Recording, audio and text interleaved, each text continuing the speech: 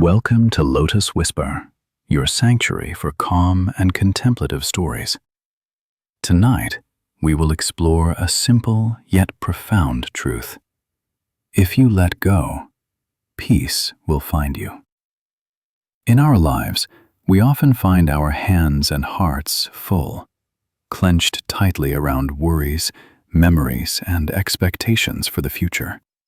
We carry these burdens without even realizing their weight, wondering why our minds feel so restless.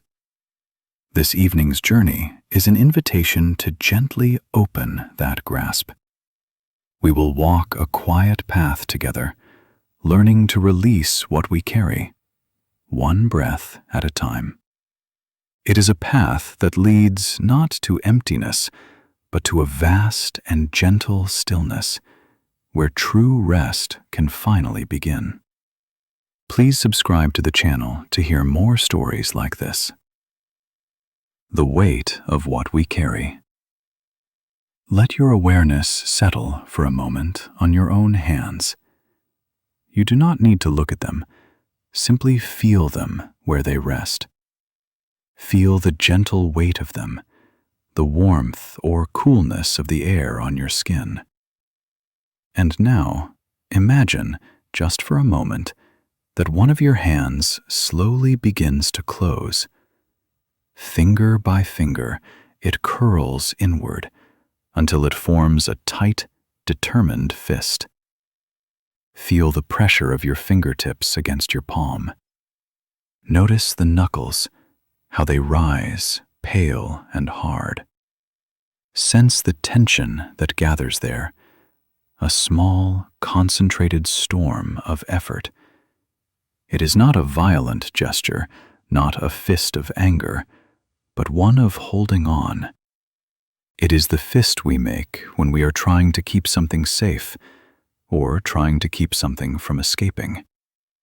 This is the fist our mind makes every day. We may not see it, but we can feel its effects. We feel it as a tightness in the shoulders, a shallow breath, a quiet hum of restlessness that follows us even into our dreams. This is the feeling of holding on. And the first step toward letting go is to simply become aware of what it is we are carrying, to understand the nature of the weight in our hand. Inside this fist, we carry so many things. Imagine the first of them are like small, sharp stones. These are our worries. Each one has a name, a shape, a texture. There is the worry for tomorrow, a stone with jagged edges that presses into the softest part of our palm. It whispers of deadlines and duties, of conversations we must have, of challenges we are not sure we can meet. We turn this stone over and over, hoping to smooth its edges. But the more we handle it, the more we are reminded of its sharpness. We believe that by holding it tightly, we are somehow in control of it, that we are preparing ourselves. But in truth, we are only giving it a home, a place to exist where it can constantly remind us of its presence. Beside it lies another stone, the worry for our loved ones. This one feels heavy, a dense weight of responsibility and fear. We wish for their happiness, their safety, their peace, and in our desire to protect them, we carry their potential pains as if they were our own. We hold this stone with a fierce tenderness, believing our grip is a shield. Yet the shield is held within our own heart, and its weight tires us. It does not prevent the rain from falling on their path.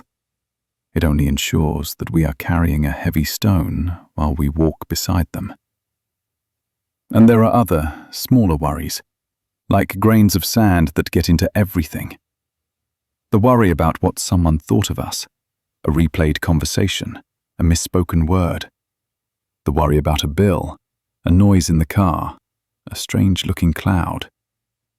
Each one, on its own, seems insignificant, but together they create a constant friction, an abrasive texture inside our closed hand. The mind, in its effort to manage and solve each one, becomes a tireless guardian of 1,000 tiny pebbles, never knowing the simple peace of an empty palm. The energy we spend clutching these worries is immense. It is the energy that could be used to see the beauty of the present moment, to listen with an open heart, to rest. But instead, it is channeled into the constant, subtle tension of the fist, a silent drain on our vitality, leaving us feeling weary without having moved at all. Deeper inside our hand, beneath the sharp stones of worry, lie other objects. These are softer, perhaps, but they carry a different kind of weight. They are like old, faded photographs. These are the burdens of our past. We carry regrets, moments we wish we could live again, but differently. We hold the photograph of a mistake we made, staring at it for hours, for years, as if our gaze could somehow change the image. We trace the outlines of the person we were, the choice we took, and the path that followed. The holding on feels like a form of penance, a way of saying, I have not forgotten, I am still paying for this. But the past does not ask for payment. It only asks to be allowed to be the past. By clutching the photograph, we are not changing what happened. We are only bringing the sorrow of yesterday into the light of today, casting a shadow over everything we see. We also carry grievances, the photographs of times we were wronged, the sharp words someone said, the trust that was broken, the kindness that was not returned. We hold these images as evidence, as proof of our pain. We believe that to let them go would be to condone the action, to say that it did not matter. So we keep the fist closed around them, preserving the scene of the crime. But who is the prisoner here? The person who hurt us has likely moved on. They are walking freely in their own life, while we remain here in a small, self-imposed prison, with only the old photograph for company. The fist that holds the grievance does not harm the other person. It only cuts off the circulation to our own heart, preventing new warmth, new trust, new connection from flowing in. The hand that is closed to the past cannot be open to the present. And then there are the sweet memories, the golden moments we cling to so tightly, afraid they will fade. Photograph of a perfect day, a lost love, a time when we felt truly happy. We hold these with a desperate nostalgia, trying to preserve the feeling, to keep it from dissolving into time. But in doing so, we turn a beautiful memory into a source of pain. We compare every new moment to that old photograph, and everything falls short. We are no longer living, but trying to recreate a ghost. The joy of the past becomes a standard that the present can never meet. By refusing to let go of that perfect moment, we miss the quiet, simple beauty of the one we are in right now. The weight of these photographs, both the sorrowful and the sweet, is the weight of time itself, a burden we were never meant to carry all at once. As we go deeper still, we find something else in our clenched hand. It is not a stone or a photograph. It is a set of heavy, ornate keys. These are our expectations. We carry a key for how we believe our life should be. It is intricately carved with images of success, of achievement, of a future where everything has fallen perfectly into place. We grip this key tightly, believing it will unlock the door to happiness. We follow a map given to us by our family, our culture, or our own younger self. And we walk through life trying every door, rattling the key in every lock. When a door does not open, we feel a surge of frustration, of failure. We think there is something wrong with the door, or something wrong with us. We rarely stop to ask if perhaps we are carrying the wrong key, or if the door we are so desperate to open is one we do not truly wish to enter. We also carry a heavy ring of keys for other people, a key for how our partner should behave, how our children should live, how our friends should be. We offer them these keys, believing we know which doors are best for them. We want them to be happy, and we have a very specific picture of what that happiness should look like. When they choose a different path, when their key does not fit the lock we have chosen for them, we feel disappointed, hurt, or even betrayed. We mistake our expectations for love. But love does not carry a key to a specific door. Love is an open field.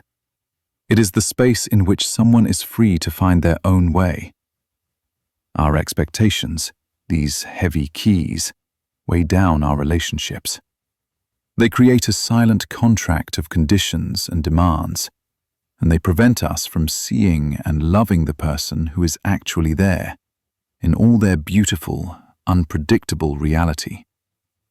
We are so busy trying to make them fit our keyhole that we miss the gift of their presence.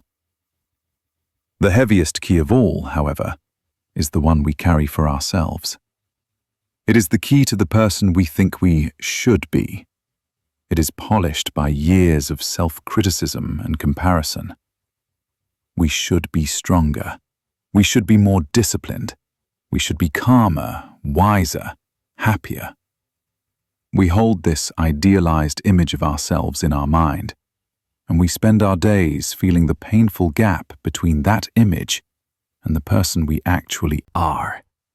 Every mistake, every moment of weakness, every human flaw feels like a failure to use the key correctly. We live in a state of constant self-improvement, which sounds noble, but often feels like a state of constant self-rejection.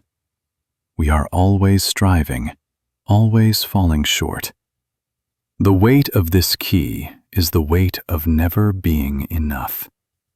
It is an exhausting burden to be both the prisoner and the guard, the one who holds the key and the one who can never seem to measure up to its demands. Now, at the very center of the fist, in the deepest part of the palm, is the most precious and subtle object of all. It is a smooth, warm stone, one that we have held for so long it feels like a part of our own body. This stone is our story. It is our identity. It is the collection of beliefs we have about who we are. I am a practical person. I am not creative. I am a survivor. I am unlucky in love. These stories are built from our past experiences, from the photographs and keys we have collected along the way. They give us a sense of certainty, a solid ground to stand on in a constantly shifting world. We hold this stone because to let it go would feel like letting go of ourselves, and so we protect it. When life presents us with an opportunity to be different, to be creative, to be vulnerable, the fist tightens around the stone of our story. No, it says, that is not who I am. We defend our limitations as if they were treasures. We mistake the familiar for the true. This stone, this story of I, can become a cage. It keeps us from growing, from changing, from discovering the vast, unknown territories within ourselves. It defines our edges, and we live our whole lives carefully coloring within those lines, afraid of the beautiful, messy, unpredictable masterpiece we might create if we were to let go of the outline. The fear of letting go of this stone is profound. Who would we be without our story? Without our history of hurts and triumphs? Without our carefully constructed personality? The mind recoils from this question. It feels like an annihilation, a step into an empty void. And so the fist remains closed, protecting the one thing that seems to give us a solid sense of self. We choose the comfort of our known limitations over the terrifying freedom of our boundless potential. This is perhaps the greatest weight of all, the weight of a self that is too small, a story that is too rigid, a fist closed around a single familiar stone when the entire universe of being is waiting outside. And why? Why do we hold on so tightly to all of it? The worries, the regrets, the expectations, the stories. Because underneath it all is one fundamental illusion, the illusion of control. The closed fist is a symbol of our deep-seated belief that if we just hold on tight enough, we can manage the world. We can prevent bad things from happening, correct the mistakes of the past, and force the future into a shape that we desire. We act as though life is a wild horse, and if we just keep a firm grip on the reins, we can steer it where we want it to go. But life is not a horse. It is a river. It flows where it will. Our frantic effort to control it, to build dams against sorrow and canals toward a guaranteed happiness, is the source of all our tension. The fist is the embodiment of our resistance to the natural, unpredictable, and uncontrollable flow of existence. We are trying to hold water in our hand. The tighter we squeeze, the more it slips through our fingers, and all we are left with is the ache of our own effort. So for now, do not try to force the hand open. That would only be another form of struggle, another act of control. The journey of letting go does not begin with force. It begins with awareness. Simply be with the feeling of the closed fist. Acknowledge the tension in the knuckles. Feel the pressure in the palm. See, with gentle and compassionate clarity, the stones, the photographs, the keys, and the story that you are carrying. Do not judge yourself for holding them. You have been holding them because you thought you needed them to survive. You believed their weight was the price of safety. Tonight, we are simply noticing that weight. We are feeling its cost. The cost is the ache in your arm, the tension in your mind, the quiet exhaustion in your spirit. It is the beauty you miss because your eyes are fixed on an old photograph. It is the love you cannot receive because your hand is not open. It is the peace that is patiently waiting, just on the other side of your fingertips. The first step is always the most gentle. It is the simple, honest recognition of the weight of what we carry. And in this quiet moment, in this safe space, that is enough. Just to notice, to feel, to be aware of the fist, and to wonder, with a soft and open curiosity, what it might feel like someday to simply let it all go. This tension is not just a metaphor. It writes its story on our very bodies. The clenched fist of the mind finds its echo in 100 subtle places. It is the tightness in the jaw as we sleep, the faint, persistent headache behind the eyes. It is the knot of muscle between the shoulder blades that never seems to fully release, the cold, anxious feeling in the pit of the stomach. It is the shallow breath that never quite fills the lungs, leaving us in a state of perpetual, low-level oxygen debt. Our body becomes the physical record of our mind's attachments, a living testament to the weight of what we carry. We may become so accustomed to this background hum of tension that we mistake it for the natural state of being alive. We forget what it feels like to inhabit a body that is truly at ease, a body that is not braced for the next problem, the next threat, the next demand. The weight is not just emotional or mental. It is a physical reality that shapes how we move, how we breathe, and how we rest. This constant state of defense is born from a deep misunderstanding, a case of mistaken identity. The mind, in its desire for security, believes it is building a shelter. It thinks that by holding on to plans, rehearsing arguments, and replaying hurts, it is constructing a fortress against the unpredictable winds of fate. But look closely at the materials it uses. The bricks of this fortress are our worries. The mortar that holds them together is made of past regrets. The roof is tiled with rigid expectations of how the future must unfold. This is not a shelter. It is a prison of our own making. And its walls are porous to sorrow, but impermeable to joy. The fortress does not truly keep the difficulties of life out. It simply keeps the boundless, spontaneous beauty of life from getting in.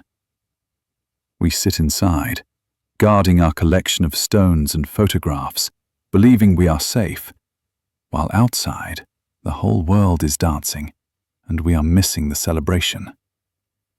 This habit of clenching is not a personal failure. You did not choose it.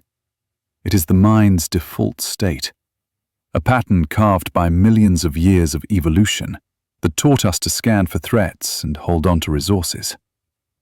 The water of our awareness has flowed down this channel of grasping for so long that the groove is deep and familiar.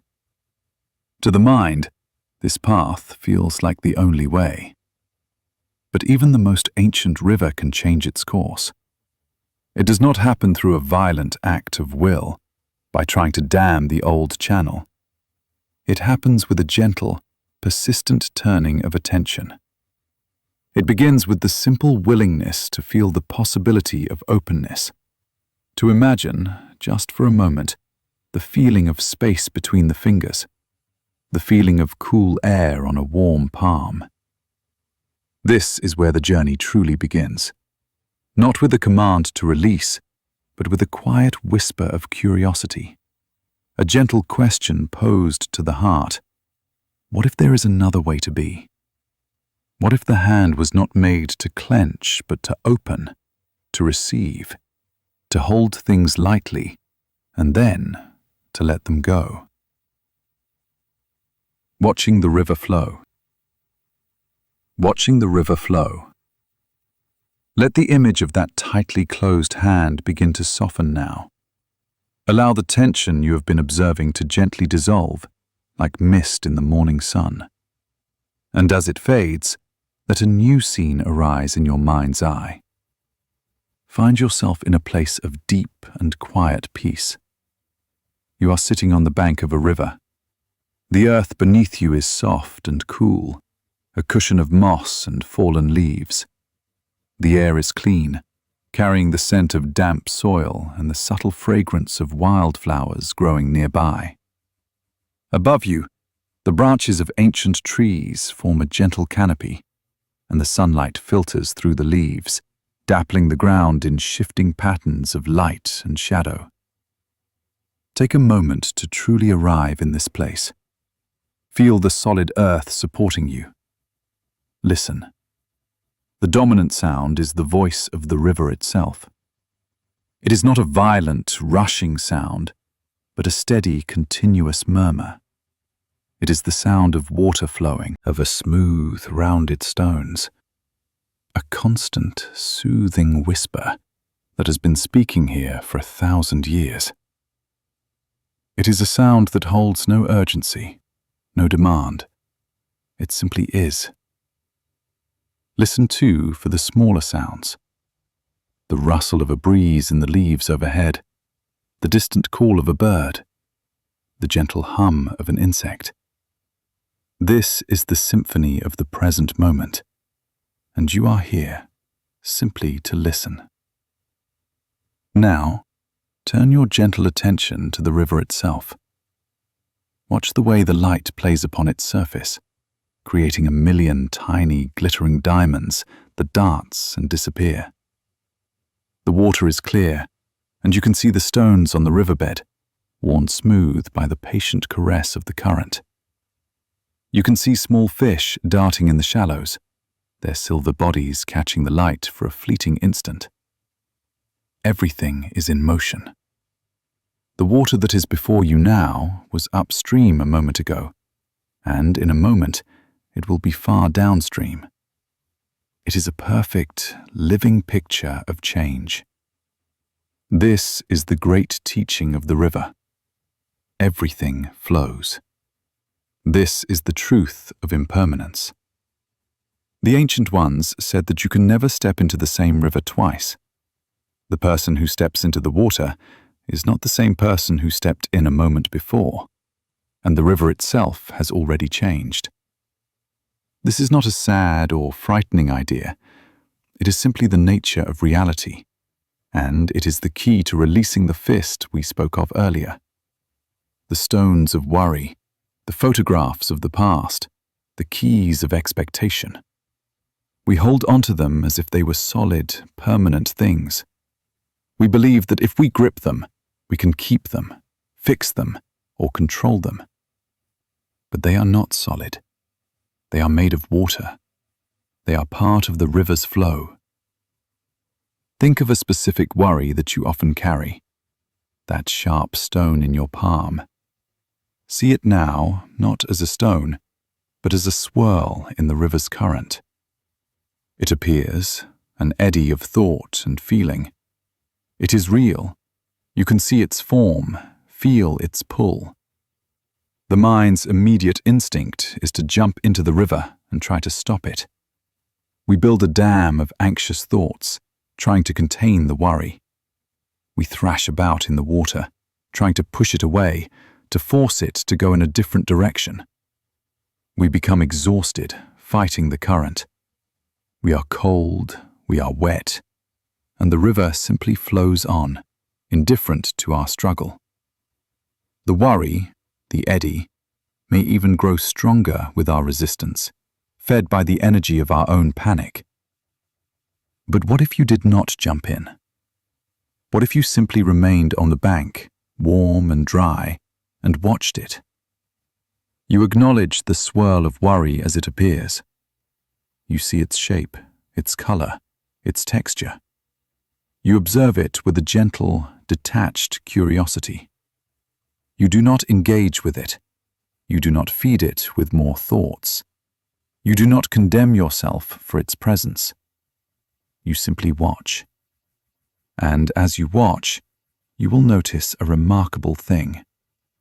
Without your resistance, without your struggle, the eddy holds its form for a moment, and then, following the natural law of the river, it begins to dissolve. It unwinds, softens, and is carried away by the greater current. It flows downstream, and the water where it once was becomes clear and smooth again. This is the practice of watching the river flow. It is the art of letting be. The river is your mind. The water is the stream of your thoughts, feelings, sensations, and memories. They are constantly arising and passing away. Our suffering comes not from the thoughts and feelings themselves, but from our relationship to them. When a painful memory floats by, like a dark, waterlogged branch, our habit is to reach out and grab it. We pull it from the water, examine it from every angle, feel its rough bark and its heavy weight. We carry it with us, long after the river would have taken it away. We do the same with pleasant moments. A beautiful, sunlit leaf of joy floats by, and we snatch it from the water, trying to press it and keep it forever. But out of the water, the leaf dries, turns brittle, and crumbles to dust. Our attempt to possess the moment of joy is precisely what destroys it, leaving us with only a sense of loss and a craving for more. The invitation of the river is to let it all flow, to sit on the bank and allow the contents of your mind to pass by without grasping and without pushing away. A thought of the future appears. See it as a leaf on the water. A feeling of sadness arises. See it as a shadow passing over the surface. A memory from childhood floats up. See it as a smooth gray stone rolling along the riverbed. You are the observer. You are the quiet, spacious awareness that is witnessing the flow. You are the riverbank, solid and still, while the river of experience moves on. This stillness is not an empty, lifeless state. The riverbank is full of life. It is rooted, strong, and present. It is from this place of stillness that true wisdom arises. When we are thrashing about in the river, we cannot see clearly. Our vision is blurred by the splashing water of our own panic. But when we are sitting peacefully on the bank, our perspective changes. We can see the whole river. We can see where the current is swift and where it is slow. We can see the rocks to be avoided and the clear channels. We are no longer a victim of the river. We are a student of it. We learn its ways, its rhythms, its nature. This practice requires a deep and gentle trust. We must trust that the river knows where it is going. We spend so much of our lives trying to be the river's manager, shouting directions at the current, building little dams and canals. We have a plan for where the river should go, and we become deeply frustrated when it insists on following its own course. The practice of watching is the practice of relinquishing this role. It is the humble acceptance that there are forces at work that are far older and wiser than our own small, anxious ego. To let go of control is to place our trust in the flow of life itself. This can feel frightening at first. The mind will protest. If I don't worry about this problem, who will solve it? If I let go of this grievance, it means they have won. If I don't plan every detail, everything will fall apart. These are the arguments of the part of us that believes in the clenched fist. It believes that tension is strength and control is safety. The river teaches us a different kind of strength, a different kind of safety. It is the strength of yielding, like the willow tree on the bank that bends in the wind but does not break. It is the safety of non-resistance, the deep inner peace that comes from aligning ourselves with reality as it is, not as we wish it would be. Imagine the river flowing through your own body. Your breath is a current, a tide that comes in and goes out without any effort on your part. For a few moments, just rest your attention there. Feel the gentle rise of the inhale, like the river swelling. Feel the complete release of the exhale, like the river flowing out to sea. Each breath is a lesson in impermanence. The in-breath cannot be held forever. It must be released to make way for the out-breath. The out-breath creates the space for the next inhale. It is a perfect, self-regulating flow. Life gives and we receive. Life takes and we release. This is the rhythm of the universe, and it is happening within you right now. When you watch the river, you begin to notice its patterns. Sometimes it is wide and slow, moving with a calm, majestic grace. At other times, it may be narrow and fast, tumbling over rocks with great energy. Your mind is like this. There will be periods of calm and clarity. There will be periods of turbulent, rapid thought. The practice is not to try to make the river always calm. The practice is to be a good companion to the river, whatever its state. To sit with it patiently when it is turbulent, knowing that, like a storm, this too shall pass. To savor its beauty when it is calm, without trying to hold on to it, knowing that this too will change. This acceptance of change is the source of profound peace. When we understand, not just intellectually, but in our bones, that everything is flowing, we stop fighting with our own experience. We stop judging ourselves for having bad thoughts or negative feelings. They are just weather patterns on the river. They are not who we are. We are the sky that holds the weather. We are the riverbank that holds the river. Our true nature is the silent, unchanging awareness in which all this movement happens. So let yourself rest here, by the side of this gentle, flowing river. There is nothing you need to do, nothing to fix, nothing to solve. Your only task is to be present, to watch, to listen, to feel. Let the steady murmur of the water wash over you. Let it be a lullaby for the tired, struggling part of your mind. Let it soothe the impulse to clench, to hold on, to control. The river has been flowing long before you arrived, and it will continue to flow long after you have gone.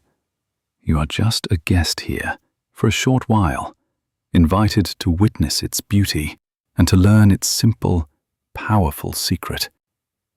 That in letting go, we find our stability. In accepting the flow, we find our peace. The fist can finally open, not through force, but through understanding. The hand can finally rest, palm up, ready to receive the gift of the present moment, whatever it may bring, before letting that, too, flow on. This understanding of impermanence is not a philosophy of resignation. It is not about giving up. On the contrary, it is the beginning of a truly engaged and vibrant way of living. When we are not wasting our energy fighting the current, we have so much more energy available to navigate it with skill and grace. Imagine a skilled boatman on this river. He does not try to stop the river or force it uphill. He understands its currents, its depths, and its shallows. He uses the power of the river itself to guide his small boat. When the current is strong, he steers with a light touch, using its momentum to carry him forward. When he approaches a whirlpool, he does not fight it head-on. He gives it a wide berth, respecting its power. He is in a relationship with the river, a dance of cooperation, not a battle of wills. This is how we can learn to live with the flow of our own minds and the flow of our lives. When a wave of anger arises, we can learn to recognize it as a surge of energy in the river. Instead of being swept away by it or trying to build a dam against it, we can learn to steer our boat with its energy. We can ask, what is this energy trying to tell me? Where is the injustice or the boundary that has been crossed? We can use the energy of the anger not for destruction, but to take skillful action, to speak a necessary truth, or to protect something vulnerable. The anger is no longer an enemy. It is a powerful current that, if understood, can be navigated wisely. Similarly, when a deep current of sadness flows through us, a response to loss or disappointment, our habit is often to resist it. We try to distract ourselves, to think of something happy, to push the feeling down. We are afraid that if we let it in, we will drown in it. But the river teaches us that this too is a current that must be allowed to flow. Sadness is the water that cleanses the heart. It is the river's way of acknowledging what has been lost.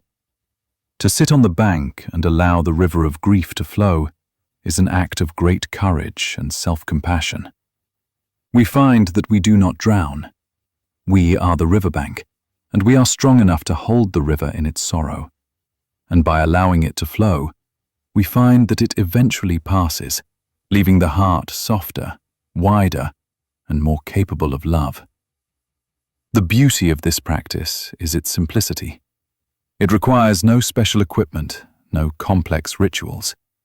It only requires your willingness to be still and to pay attention. You can practice this anywhere. When you are standing in a line, you can feel the river of sensations in your body. When you are listening to music, you can watch the river of sounds and emotions that flow through you. When you are in a difficult conversation, you can stay connected to the riverbank of your own steady breath, even as the waters of the conversation become turbulent. This practice also changes our relationship with time. The mind that is constantly grasping is a mind that is never here. It is either in the past, clutching its photographs of regret and nostalgia, or it is in the future, rattling its keys of expectation and worry. It lives in a world of ghosts and fantasies. But the river only flows in one moment. Now. To sit on the bank is to arrive fully in the present. It is to realize that this moment, right here, is the only place life is actually happening. The sounds you are hearing right now, the feeling of the air on your skin right now, the gentle rhythm of your breath right now. This is it. This is your life. When we truly land in the present moment, the weight of the past and the anxiety for the future begin to lose their power. They are still there, perhaps, as ripples on the surface of the river, but they are no longer the whole story. The whole story is the vast, living panorama of the present. The light, the sounds, the smells, the sensations. We discover a richness in the ordinary that we had never noticed before. The simple act of drinking a cup of tea becomes a profound experience. We feel the warmth of the cup, see the steam rising, smell the aroma, taste the subtle flavors. We are fully present with the tea, and for that moment, the clenched fist of the mind is completely forgotten. It is opened of its own accord, because it has found something more interesting to do than hold on to its old, heavy stones. This is the peace that finds you when you let go. It is not a peace that you must manufacture or achieve. It is the peace that is already here, waiting beneath the turbulent surface of your striving. It is the natural state of the riverbank, solid, silent, and aware. By practicing this gentle watching, this compassionate allowing, you are not getting rid of the river. You are not trying to attain a state of blankness. You are simply coming home to your true nature, which is the spacious, peaceful awareness in which the entire river of life can flow, unimpeded. So rest here now, by the water's edge. Let the sound of the flowing river be the only thing that matters. Let it carry away the tightness in your shoulders, the worry in your mind, the weariness in your heart. You do not need to hold on to anything. The river will hold it for you, and it will carry it in its own perfect time to the great, peaceful ocean where all things return. You are safe here. You are whole, and all you need to do is watch and breathe and let the river flow. Part 3. The Gift of the Empty Cup. The Gift of the Empty Cup. From the quiet peace of the riverbank, let your awareness travel now, moving along a narrow, winding path. The path is made of smooth grey stones, each one placed with care, and it leads you up a gentle slope, deeper into a silent forest of bamboo. The air here is different. It is cool and still, and the light is a soft, green-filtered glow, as if you are walking at the bottom of a calm sea.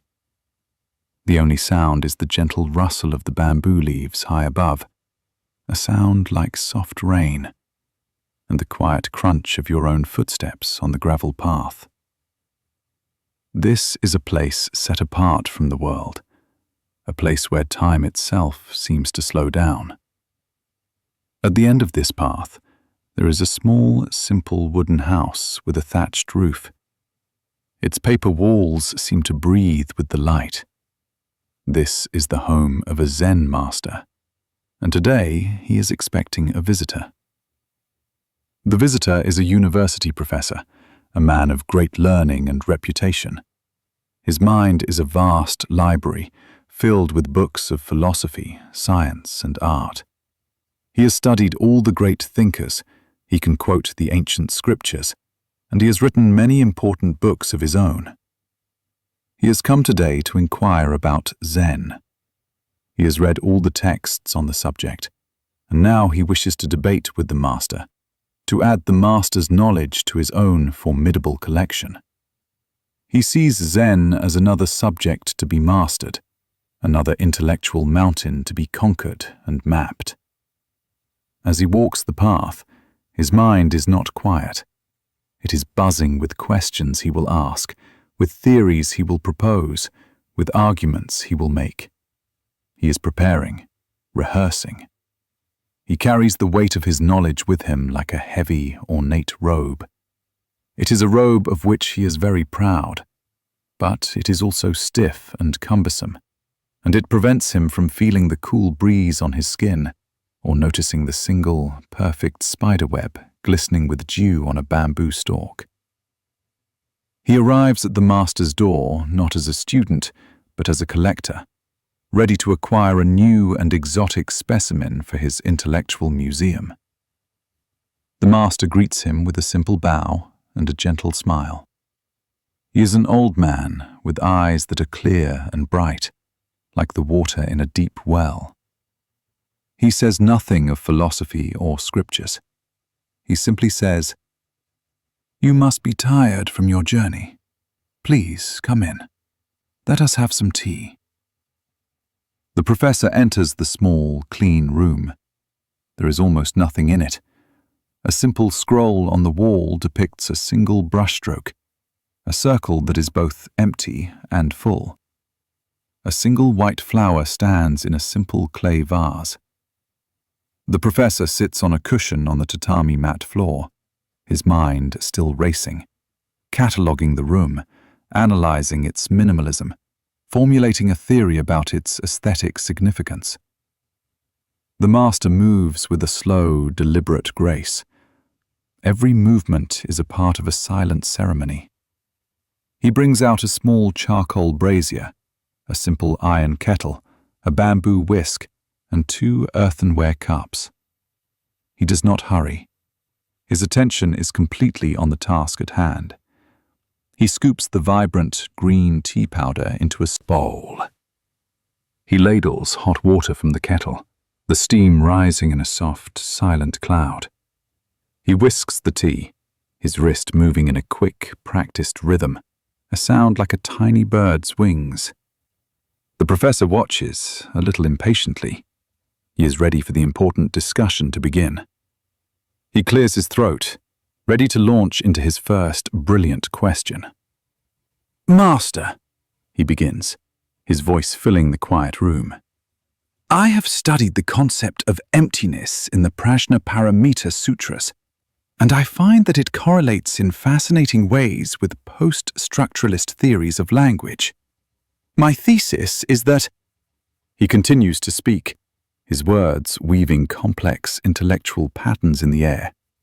He speaks of causality and non-duality, of historical contexts and philosophical paradoxes. He is demonstrating the fullness of his own cup, showing the master just how much he already knows. The master listens patiently. He does not interrupt. He simply nods, his gentle smile never leaving his face. While the professor speaks, the master picks up one of the simple clay cups and places it in front of his guest. Then he picks up the small teapot, now full of the freshly whisked, fragrant green tea. As the professor continues to expound on his theories, the master begins to pour the tea into the cup. The professor pauses for a moment, pleased that the refreshments are finally being served, and prepares to continue his lecture. He watches as the beautiful jade-colored liquid fills the cup, rising higher and higher. It reaches the brim, and then the master keeps pouring. The tea overflows. It runs down the side of the cup, a dark green stream, and begins to form a puddle on the small wooden tray. The professor stares, his words caught in his throat. Surely the old man has seen that the cup is full. Still, the master keeps pouring. The puddle on the tray overflows, and the hot tea begins to spill onto the clean tatami mat, the stains spreading like a dark cloud. Finally, the professor can stand it no longer. "Stop!" he cries out. "What are you doing? The cup is full. It cannot hold any more." The master stops pouring. He sets down the teapot and looks at the professor. His eyes are not vacant or absent-minded. They are full of a kind and penetrating clarity. He looks at the overflowing cup, and then he looks at the professor.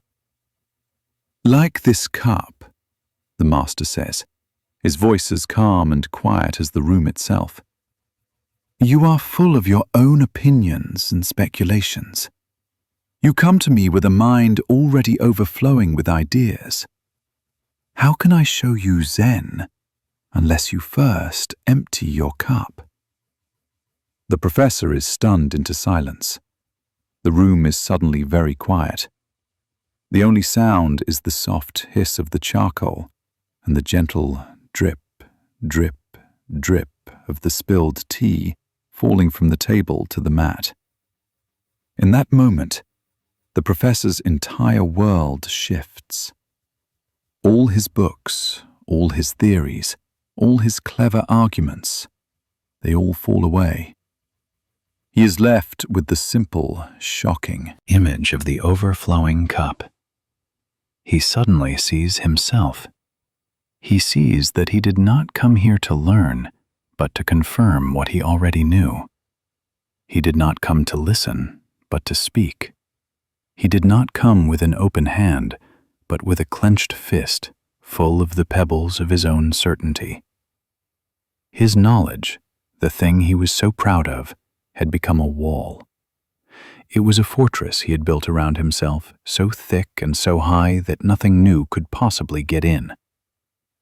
The overflowing tea was not a mistake. It was the teaching. It was a perfect, non-verbal lesson that shattered his intellectual pride. He felt a wave of heat rise in his face, a feeling of deep embarrassment. But beneath that, something else was stirring, a feeling of profound release. It was the feeling of a great weight being lifted from his shoulders, the weight of having to know everything, the weight of having to be right, the weight of his own very full cup. What does it mean to have a full cup? It is the state of mind that says, "I know." It is the assumption that our current map of the world is the world itself. Our cup is full of our beliefs about politics, about other people, about ourselves. It is full of our judgments, our preferences, our well-worn stories. This is good, that is bad. This is possible, that is impossible. This is who I am. When our cup is full, we walk through the world not to experience it, but to categorize it, to fit every new person, every new event into the boxes we have already built. We hear only what confirms our existing opinions. We see only what we expect to see. Life becomes a dull and repetitive echo of our own mind. The gift of the empty cup is the gift of beginner's mind. It is the willingness to approach every moment, every person, every experience as if for the first time. The beginner's mind is open, curious, and spacious. It is free from the arrogance of certainty. It does not know, and in that not knowing, there is a universe of possibility. The expert's mind is closed. It has already reached its conclusions. The beginner's mind is a wide-open field, ready for whatever seeds may fall. Emptying our cup is not about becoming ignorant. The master was not telling the professor that his knowledge was useless. He was showing him that knowledge can become a prison if it is not held lightly. The knowledge is the tea, but it must be poured into a vessel that is ready to receive it. If the vessel is already full of old, stale tea, the fresh tea is simply wasted. Emptying the cup means letting go of our attachment to what we know, to make space for a deeper kind of wisdom to arise. It is the humility to say, "I don't know. Show me." How do we practice this in our own lives? We are all the professor. Our cups are filled to the brim every day with the news, with social media, with the endless chatter of our own thoughts. We are constantly forming opinions, making judgments, reinforcing our stories. The practice of emptying the cup can be as simple as taking a breath. Each time you exhale, imagine you are gently pouring out the stale contents of your mind. The worry from 5 minutes ago, the judgment about the person in traffic, the rigid plan for the rest of the day. And with each inhale, imagine you are creating a clean, empty space, a quiet readiness to receive the present moment, just as it is. It is found in the art of deep listening. When you are with another person, can you listen with an empty cup?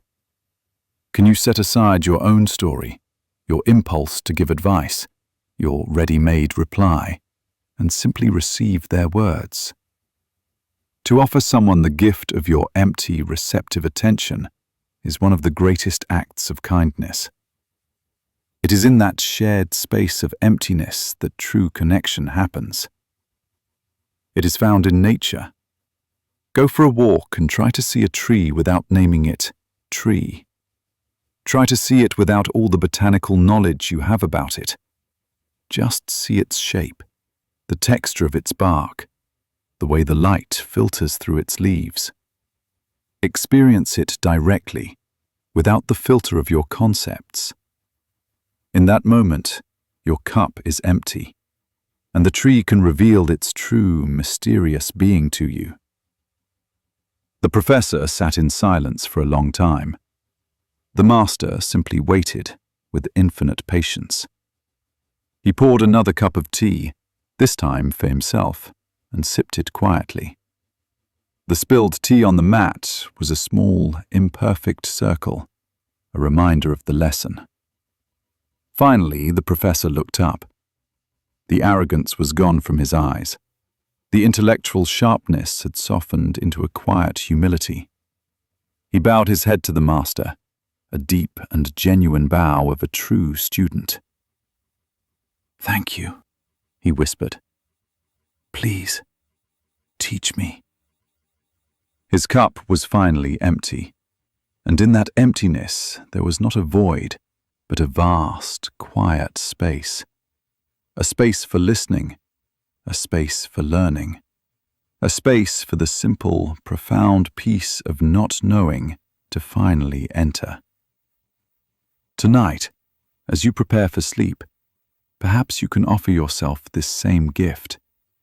The gift of letting go of all that you think you know, of all the stories you tell yourself, of all the opinions you hold so tightly. Let them all pour out like the wasted tea, and feel the deep, restful peace of the empty cup, ready and open to the quiet mystery of the night. This emptying is a continuous practice, not a one-time event. We do not empty our cup once and for all. Life, with its relentless stream of information and experience, is always trying to fill it again. The practice is to notice, moment by moment, when the cup is becoming full, when the mind is hardening into certainty. It is the gentle, repeated act of tilting the cup and letting a little bit out. This is the work of a lifetime, a quiet, internal discipline that brings an ever-deepening sense of freedom and wonder to our days. Consider the relationships in your life. How often do we approach the people we love with a full cup? We carry a cup filled with the history of our past interactions, with a list of their flaws and virtues, with a fixed image of who we think they are. When we look at them, we see them through this thick brew of our own making. We see the husband who never listens, or the friend who is always late, or the child who is not living up to their potential. We are not seeing the living, breathing, changing person who stands before us. We are seeing our story about them. This full cup prevents us from experiencing the freshness of their presence. It keeps us locked in old patterns of reaction and resentment. To empty the cup in a relationship is a radical act of love. It is to say, I am willing to let go of my story about you, just for this moment, and meet you as you are right now. It is to listen to their words without filtering them through the memory of every past argument. It is to see their actions without immediately interpreting them according to a pre-written script. This does not mean we become naive or forget the past. It means we do not allow the past to eclipse the present. We give the other person the space to be new, to be different, to surprise us. And in doing so, we give the relationship itself the space to breathe and to grow. This practice is also profoundly healing for ourselves. The judgments we hold about others are heavy. They are stones in our own cup, weighing us down. Every time we mentally rehearse someone else's faults, we are the ones drinking that bitter tea. Letting go of these judgments, emptying that part of our cup, is an act of self-compassion. It frees up an immense amount of mental and emotional energy that was being consumed by the pointless work of being a judge and jury for the world. The professor, now a true student, began to visit the master regularly. He did not bring his books or his theories. He brought only his empty cup. Sometimes they would sit in silence for an hour, just drinking tea. The master taught him not through lectures, but through presence. He taught him by the way he arranged the flowers, by the way he swept the floor, by the way he listened to the sound of the wind in the bamboo. The professor began to understand that Zen was not a body of knowledge to be acquired. It was a way of being to be embodied. It was the art of living with an empty cup. One day, the master asked the professor to wash some rice for the evening meal. The professor took the pot and the bag of rice down to the small stream that ran behind the house. He poured the rice into the pot and began to wash it, swirling the water with his hands. He watched as the water turned cloudy and white with the starch from the rice. He poured the cloudy water out and added fresh, clear water from the stream. He did this again and again, pouring out the old, adding the new, swirling, releasing, swirling, releasing. As he performed this simple, repetitive task, a deep sense of peace settled over him. He realized that this was the teaching of the empty cup in its most humble, practical form. His mind, just moments before, had been full of cloudy thoughts, worries about his academic career, fragments of philosophical arguments. Now, with each rinse of the rice, he felt his mind becoming clearer. He was pouring out the cloudy water of his own thinking. He was not fighting the thoughts or analyzing them. He was simply, gently, washing the rice. He looked up and saw the master standing quietly on the path, watching him. The old man smiled, a smile of deep understanding. He had not said a word, but the lesson had been perfectly transmitted. The professor bowed his head, his hands still in the cool, clear water. He understood that enlightenment was not to be found in a book or a debate. It was here, in the simple, present moment reality of washing the rice. It was in the endless, gentle practice of emptying to make space for the clear, bright presence of life itself. This is the gift that awaits us all, whenever we are willing to set down our own full cup and simply be here. Leaving the burden behind. Leaving the burden behind. The path now leads away from the quiet bamboo forest and the master's house, back into the wider world. Imagine walking along a country road in a time long past. A heavy rain has just fallen, and the sky is beginning to clear, washed clean into a pale, gentle blue. The air smells of wet earth and fresh pine. The road, however, is not paved. It is a simple dirt track, and the rain has turned it into a long, winding ribbon of thick, sticky mud. Walking is difficult. With every step, your feet sink, and the mud makes a soft, squelching sound, clinging to your sandals like a needy ghost. On this road, 2 monks are walking.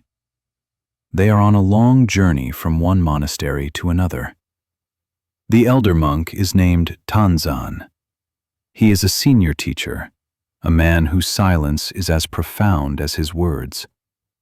He walks with a steady, untroubled gait, his simple robes hitched up slightly to keep them from the worst of the mud. He seems to be part of the landscape itself, as present and unbothered as the ancient trees that line the road. He notices the way the sunlight catches the raindrops on a spider's web, the song of a bird celebrating the end of the rain. His mind is as clear as the freshly washed sky. The younger monk is named Aikido. He is earnest, devout, and a very serious student of the precepts.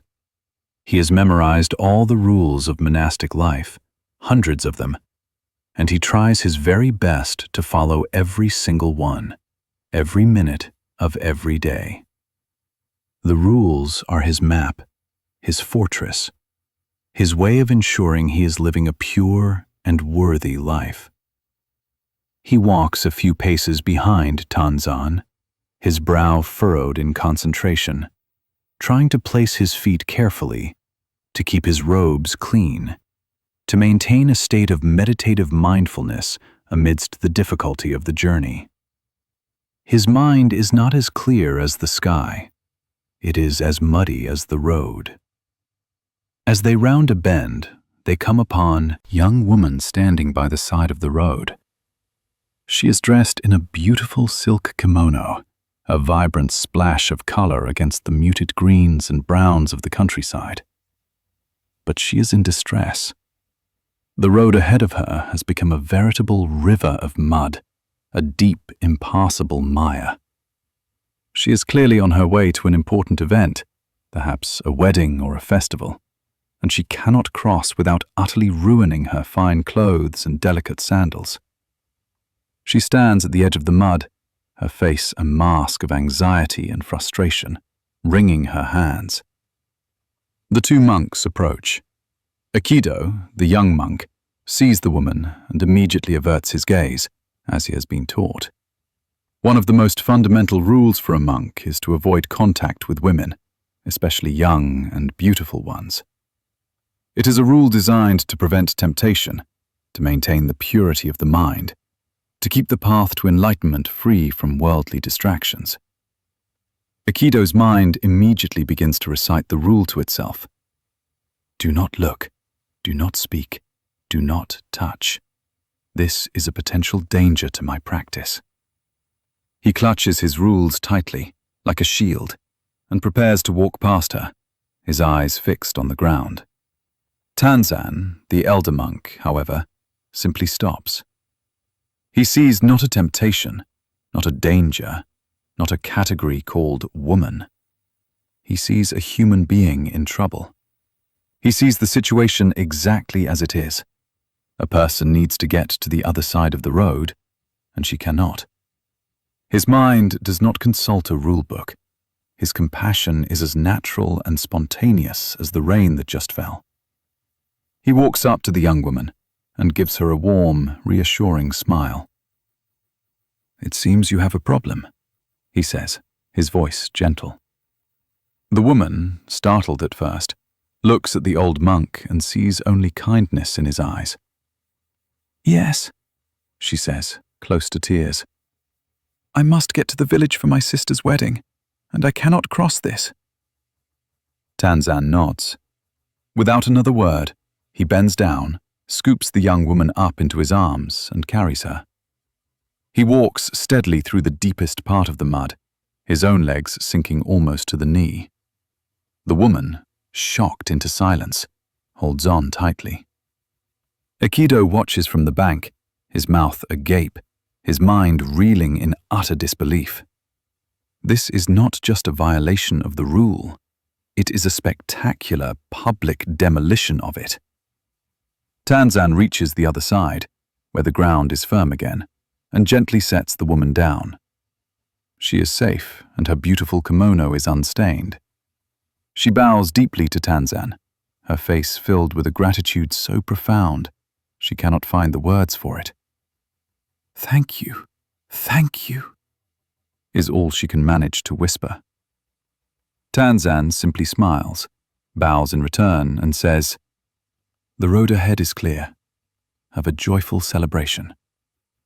Then he turns and continues his journey down the road, his muddy robes flapping around his ankles, his mind as serene and untroubled as it was before. Aikido is frozen for a moment, paralyzed by what he has just witnessed. Then he rushes to catch up with his master, his heart pounding, his mind a raging storm. He walks beside Tanzan, but he cannot speak. He is bursting with 1,000 words, 1,000 questions, 1,000 accusations. But they are all stuck in his throat, a hot, indigestible lump of outrage. And so they walk on. For the next hour they walk in silence. But it is not a peaceful silence. For Tanzan it is. He is back to noticing the world around him, feeling the sun grow warmer on his shaved head, listening to the sounds of the countryside. But for Aikido, it is a loud, screaming silence. His mind is a courtroom, and he is both the prosecutor and the entire jury. He replays the scene over and over again, Tanzan picking her up, the way she held on to him, the softness of her silk kimono against his master's coarse robes. It is a scandal. It is a disgrace. How could he? How could a great master, a man he revered, be so careless, so impure? "Monks do not touch women," his mind chants, the words a relentless drumbeat. It is the rule, the foundation of our practice. Without the rules, we are no different from anyone else. We are lost. His indignation grows with every muddy step. He feels a sense of betrayal. He had trusted Tanzan, looked up to him as a perfect example. Now that image is shattered. He begins to build his case, to gather his arguments, preparing for the moment he will finally confront his master. He will quote the scriptures. He will list the precepts that were broken. He will demand an explanation. They walk for another hour. The sun climbs higher in the sky. The road begins to dry, but the storm in Aikido's mind only intensifies. He starts to feel a sense of superiority. He, Aikido, had upheld the precepts. He had averted his eyes. He had kept his purity intact. Tanzan had failed. Perhaps, he thinks, Tanzan is not as enlightened as everyone believes. Perhaps he, the student, is actually the more diligent practitioner. This thought gives him a small, sour satisfaction, but it does not bring him peace. The burden of his judgment is heavy. It is far heavier than the weight of the woman Tanzan carried for a few moments. Aikido is carrying the idea of the woman, the memory of the event, the weight of his own anger and righteousness. and he is carrying it for miles, for hours. He no longer sees the sunlight on the leaves. He does not hear the birds. He does not feel the gentle breeze. His entire world has shrunk to the size of his grievance. He is trapped in a small, dark room in his own mind, endlessly rewatching the movie of Tanzan's transgression. His shoulders are tense. His jaw is tight. His stomach is in a knot. He is utterly exhausted, not from the walk, but from the immense effort of carrying his mental burden. They walk on through the afternoon and into the early evening. The shadows grow long. The air cools. Finally, they see the lights of the small village where they will spend the night. They arrive at a simple lodging house. The innkeeper greets them and shows them to a room. Tanzan sets down his small traveling pack, stretches his tired limbs, and smiles. "Ah, that was a good walk. I am ready for a hot meal and a good night's rest." He is light, free, and completely present. Aikido, however, can bear it no longer. His burden has grown so heavy throughout the day that he feels he will collapse under its weight. All his rehearsed speeches, all his carefully constructed arguments, they all boil over. He turns to Tanzan, his face flushed, his voice trembling with accumulated outrage. "Master!" he blurts out, the words sharp like a stone. "I must speak to you about what happened today." Tanzan turns to him, his expression one of calm, open curiosity. "Of course, Aikido. What is it?" "That woman," Aikido says, his voice rising. "Back at the river of mud. You, a monk, you touched her. You took her in your arms and carried her. We are taught that we must not go near women. It is a sacred precept. How could you break such a fundamental rule? I have been thinking about it all day. I am shocked and confused. You have set a terrible example." He finally gets it all out, the words tumbling over each other in a rush. He stands there, panting slightly, his fists clenched, waiting for Tanzan's defense, his excuse, his apology. Tanzan looks at his young student. There is no anger in his eyes, no defensiveness. There is only a deep, profound compassion. He lets the silence settle for a moment. Then he speaks, his voice soft and clear. "Oh, that woman," he says, as if recalling a distant and minor event. "I left her there on the riverbank hours ago. Are you still carrying her?" The words hang in the air. Are you still carrying her? For Aikido, it is as if a bolt of lightning has struck the dark, noisy courtroom of his mind. In an instant, everything is illuminated. He suddenly sees. He sees the simple truth. Tanzan had carried the woman's physical body for 30 seconds as an act of selfless compassion. But he, Aikido, had been carrying her in his mind for 8 hours as an act of judgment and anger. He sees that his burden was not the woman. It was not Tanzan's action. His burden was his own mind, his rigid attachment to the rules, his judgment, his righteousness. He had created the weight himself, and he had chosen to carry it with him, step after agonizing step. A wave of release washes over him, so powerful it almost brings him to his knees. The tension in his shoulders dissolves. The knot in his stomach unwinds. The storm in his mind ceases, and a vast, quiet stillness takes its place. He can suddenly hear the chirping of the crickets outside the window. He can feel the warmth of the lamplight on his face. He can smell the simple dinner being cooked somewhere in the inn. The world, which had been absent for so long, comes rushing back in all its vivid, simple beauty. He looks at Tanzan, and for the first time all day, he truly sees him. He sees not a rule breaker, but a man of profound freedom and boundless compassion.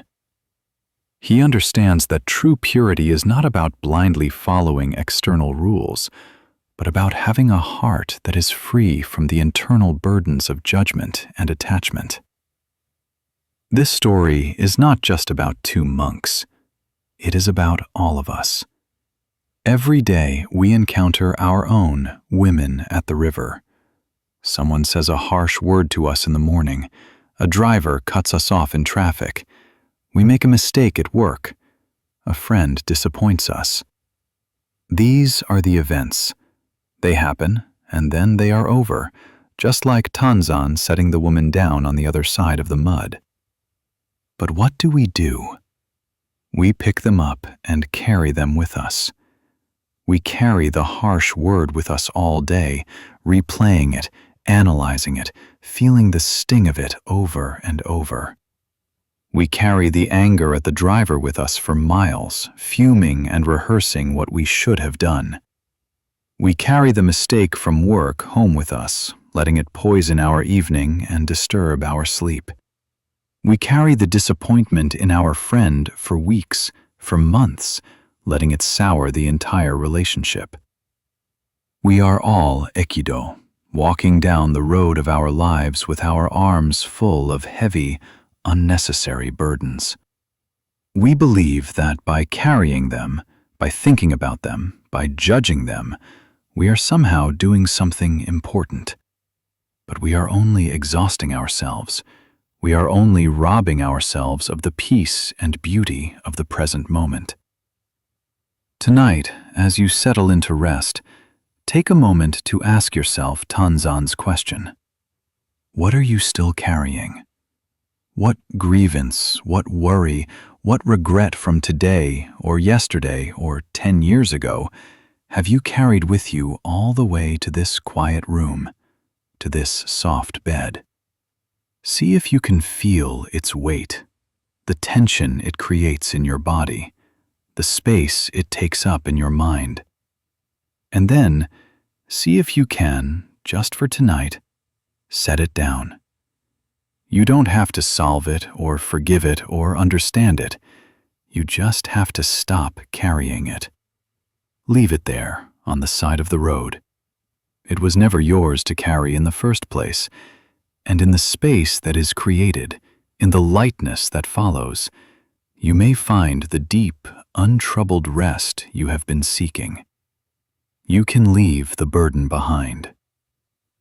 Aikido's mistake was a subtle one, and one we all make.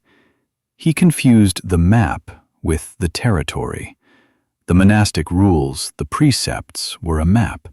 They were created with wisdom and good intention, designed to guide a practitioner away from common pitfalls and toward a life of mindfulness and peace. A good map is an invaluable tool, but Aikido had begun to worship the map itself. He had forgotten that the purpose of the map is to help you navigate the actual territory of life, with all its unexpected rivers of mud and its people in need. Tanzan, on the other hand, was walking in the territory. His actions were not guided by a rigid adherence to the map, but by a direct, compassionate response to the landscape in front of him. He understood the spirit of the precepts, which is to reduce suffering. In that moment, by the muddy road, the most compassionate, and therefore the most pure action, was to break the letter of the rule in order to uphold its spirit. He was not attached to the map. He was engaged with the reality. Our lives are filled with maps of our own making. We have maps about what it means to be a good parent, a successful professional, a spiritual person. We have rules we have set for ourselves. I must always be productive. I must never show weakness. I must always make everyone happy. These maps can be useful guides, but when we cling to them too tightly, they become cages. Life will inevitably present us with a situation that is not on our map. A child who is struggling in a way we cannot fix. A career path that takes an unexpected turn. A moment where showing vulnerability is the strongest thing we can do. In those moments, like Aikido, we can choose to cling to our rules, to our rigid idea of how things should be. This choice leads to judgment, frustration, and the heavy burden of resisting reality.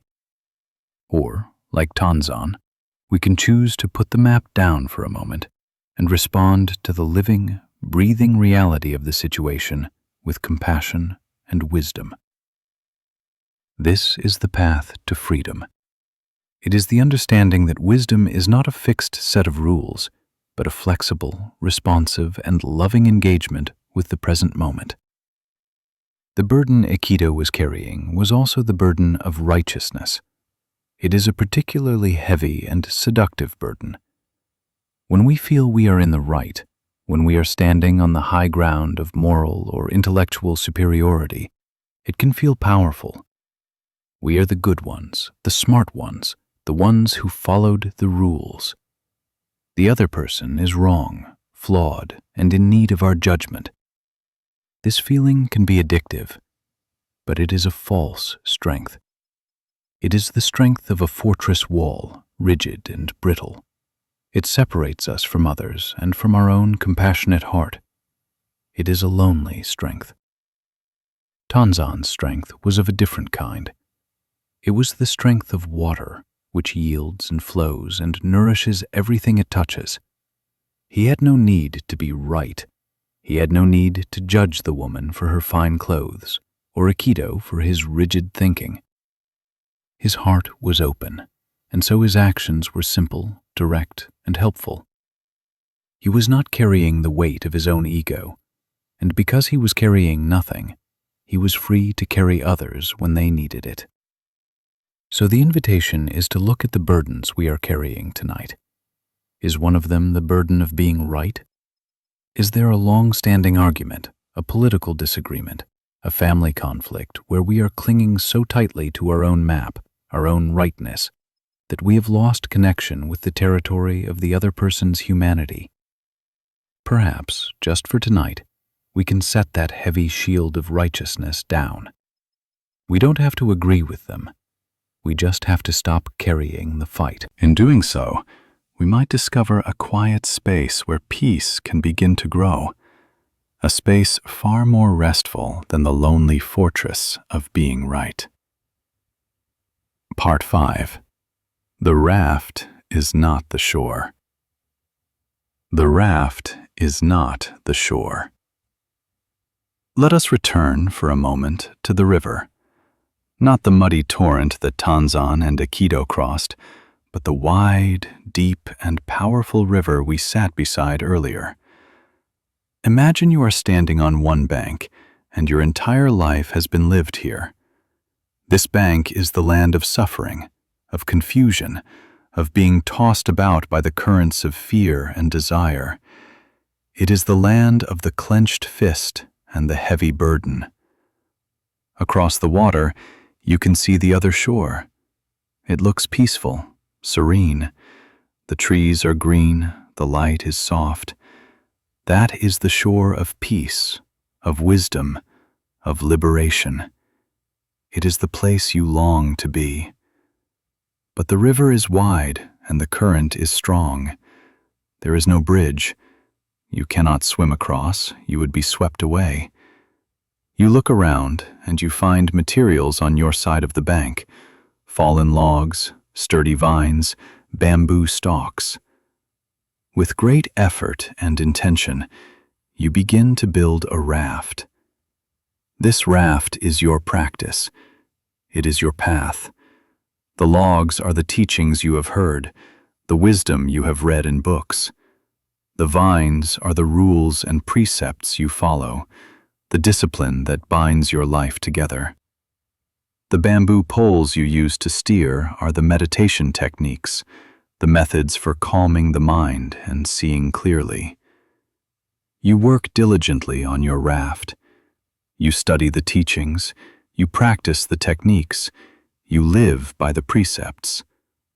Slowly, painstakingly, you build a sturdy, reliable vessel. This raft represents all the tools and concepts that help us on our spiritual journey. It could be a religion, a philosophy, a therapeutic method, a set of ethical guidelines. It is the structure that gives us hope and direction, the vehicle we believe will carry us from the shore of suffering to the shore of peace. Finally, the raft is complete. You push it into the water, climb aboard, and begin your journey. It is not easy. The current pulls at you, and winds of doubt and distraction try to blow you off course. But you hold on. You use your bamboo pole to push off the rocks of old habits. You use your understanding of the teachings to navigate the whirlpools of emotion. Your raft is a good one. It is strong, and it keeps you afloat. It is carrying you, slowly but surely, across the great river. The journey is long, and you become very familiar with your raft. You know every log, every knot in the vines. You come to love your raft. You are deeply grateful for it. Without it, you would be lost. You might even begin to think that the raft itself is the goal. You polish its wood, you tighten its bindings. You might even start to compare your raft to other people's rafts, thinking yours is stronger, better designed, more traditional, or more modern. The raft, which was once a simple tool, begins to become a part of your identity. I am a person with this kind of raft. And then, after a long and arduous journey, you feel the bottom of the raft scrape against sand. You have arrived. You have reached the other shore. You step off the raft onto the firm, peaceful ground. The air is still. The light is gentle. This is the place you have been seeking. You have crossed the river of suffering. A profound sense of relief and gratitude washes over you. You turn back and look at the raft that brought you here. It floats gently in the shallows, a faithful servant that has completed its task. And now you have a choice. What do you do with the raft? The Buddha, who first told this parable, asked his monks this question. What would a wise person do? He asked. Would they say, "This raft has been so helpful to me. I built it with my own hands. It saved me from the dangerous river. I should not leave it behind. I should lift it onto my shoulders and carry it with me as I continue my journey on the land." The monks replied, "No, Lord, that would not be wise. The raft was for crossing the river. It is not for carrying on the land. To carry it would be a heavy, foolish burden." "And what is the wise course of action?" the Buddha asked. "The wise person," the monks said, "would think, this raft has served its purpose. I am grateful for it, but now I must continue my journey on foot." They would push the raft back into the water for someone else to use, or they would pull it up onto the bank and leave it there, and then continue their journey unburdened. Exactly so, the Buddha concluded. In the same way, the teachings I have given you are like a raft. They are for crossing over, not for holding on to. You must be willing to let go of even the most precious teachings once they have served their purpose. This is one of the most subtle and profound invitations in the path of letting go. It is a call to release our attachment to the very tools that have helped us. The previous stories were about letting go of our burdens, our worries, our past, our judgments. These are things we can more easily recognize as negative, as weights that hold us down. But this story asks us to let go of the things we hold most dear, the things we see as positive, helpful, and even sacred. It asks us to let go of the raft. What does this mean in our lives? The raft can be many things. For the devout monk Aikido, his raft was the book of precepts. The rules were his vessel for crossing the river of samsara. He became so attached to the raft itself that he could not see that its purpose was to serve compassion. He was willing to let a person suffer rather than scratch the paint on his precious raft. Tanzan understood that the raft is a tool, not a destination. He used it when it was useful and set it aside when compassion called for a different response. For the learned professor, his raft was his intellectual knowledge. His books and theories, the logs and vines he had painstakingly assembled. He believed that by building a bigger, more complex raft, he would somehow arrive at wisdom. The master with the overflowing teacup showed him that he was so busy admiring his raft that he had forgotten to even get in the water. He had to leave the raft of his concepts on the shore of knowing in order to begin the actual journey into the river of direct experience. For many of us, our raft might be a particular set of beliefs. We find a spiritual path or a psychological framework that makes sense of the world for us. It gives us comfort, meaning, and a sense of identity. This is a wonderful and necessary stage. The raft is essential. But then, we can become attached. We start to believe our raft is the only raft. We defend it fiercely. We look with suspicion or disdain on people with different rafts. We become missionaries for our raft, trying to convince everyone to abandon their vessel and climb aboard ours. We have forgotten that the goal is not to have the best raft. The goal is to get to the other shore. And the other shore is a place of such vastness and peace that it has no name and belongs to no single path. The raft can also be our spiritual experiences. We may have a profound moment in meditation, a feeling of deep peace, a flash of insight, a sense of oneness. These are beautiful, encouraging experiences. They are like catching a glimpse of the other shore from the middle of the river. But then we can cling to the memory of that experience. We try to recreate it. We measure all our subsequent meditations against that one perfect one. The experience, which was a gift, becomes a new standard of success, and therefore a new source of striving and failure. We are trying to carry a bucket of river water with us on the raft, not realizing the whole river is all around us. The raft of a past spiritual high becomes a burden that prevents us from being open to the simple, quiet reality of the present moment.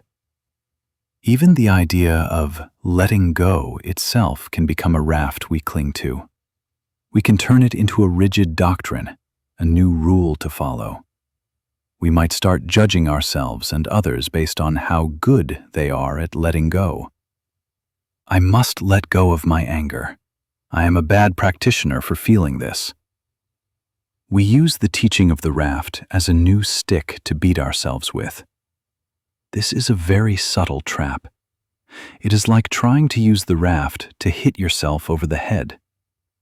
The teaching is meant to be a tool for liberation, not a new form of imprisonment. The true spirit of the teaching is a gentle, compassionate release, not a forceful, self-critical demand. So what does it feel like to leave the raft behind? It is not an act of rejection or disrespect. The wise person in the parable is grateful for the raft. We remain grateful for the teachings, the practices, and the communities that have helped us. We do not burn the raft. We simply set it down. It is an act of profound trust and inner freedom. It is the realization that the qualities we were seeking on the other shore, peace, wisdom, compassion, freedom, are not actually located in a distant place. They are our own true nature. The raft did not give them to us. It simply helped us cross the turbulent river of our own confusion so that we could recognize what was already here. To leave the raft behind is to walk on the new shore with bare feet. It is to trust our own direct experience of reality more than any map, any book, any doctrine.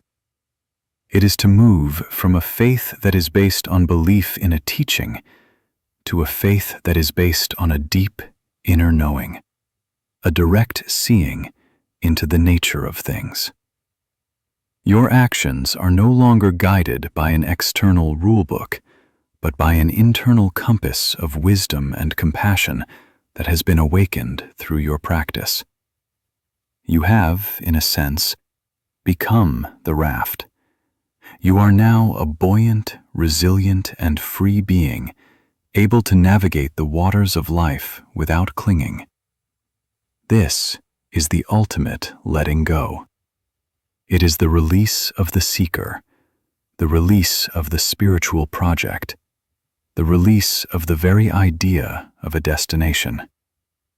You arrive on the other shore only to realize that the other shore is right here, where you are standing. It was always here. The river was just the turbulence of your own mind, and the raft was the method you used to calm it. When the water is calm, it perfectly reflects the sky.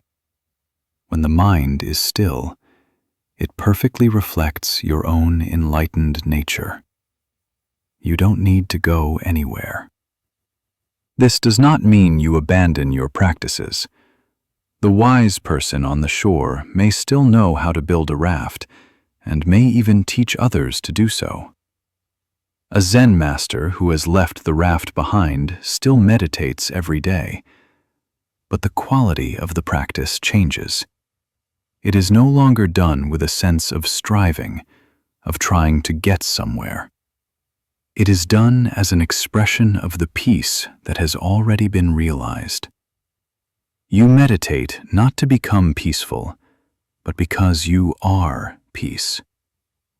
You act with kindness not to become a good person, but because kindness is the natural outflow of a heart that is no longer burdened by the illusion of a separate, needy self. As you rest tonight, consider the rafts in your own life, the beliefs, the ideas, the practices, the identities you hold dear. Be grateful for them. Acknowledge how they have helped you, how they have kept you afloat. And then, just for this moment, in the safety and quiet of your own mind, imagine what it would feel like to set them down gently on the shore. Imagine walking forward with nothing to hold on to, nothing to defend, nothing to prove. Just the simple, direct, unburdened experience of being. This is the great freedom the parable points to. The freedom not just from our sorrows, but from our solutions. The peace that is found not on the raft, but on the shore beyond it. This process of letting go of the raft is often gradual, not a single dramatic event. It is like a boat being moored to a dock. At first, it is tied with thick, heavy ropes. These are our initial, fervent attachments to our path. As we become more confident in our ability to swim, as we become more familiar with the water, we might replace the thick ropes with a thinner cord. We still feel we need the connection, the security of the familiar dock, but our grip is lighter.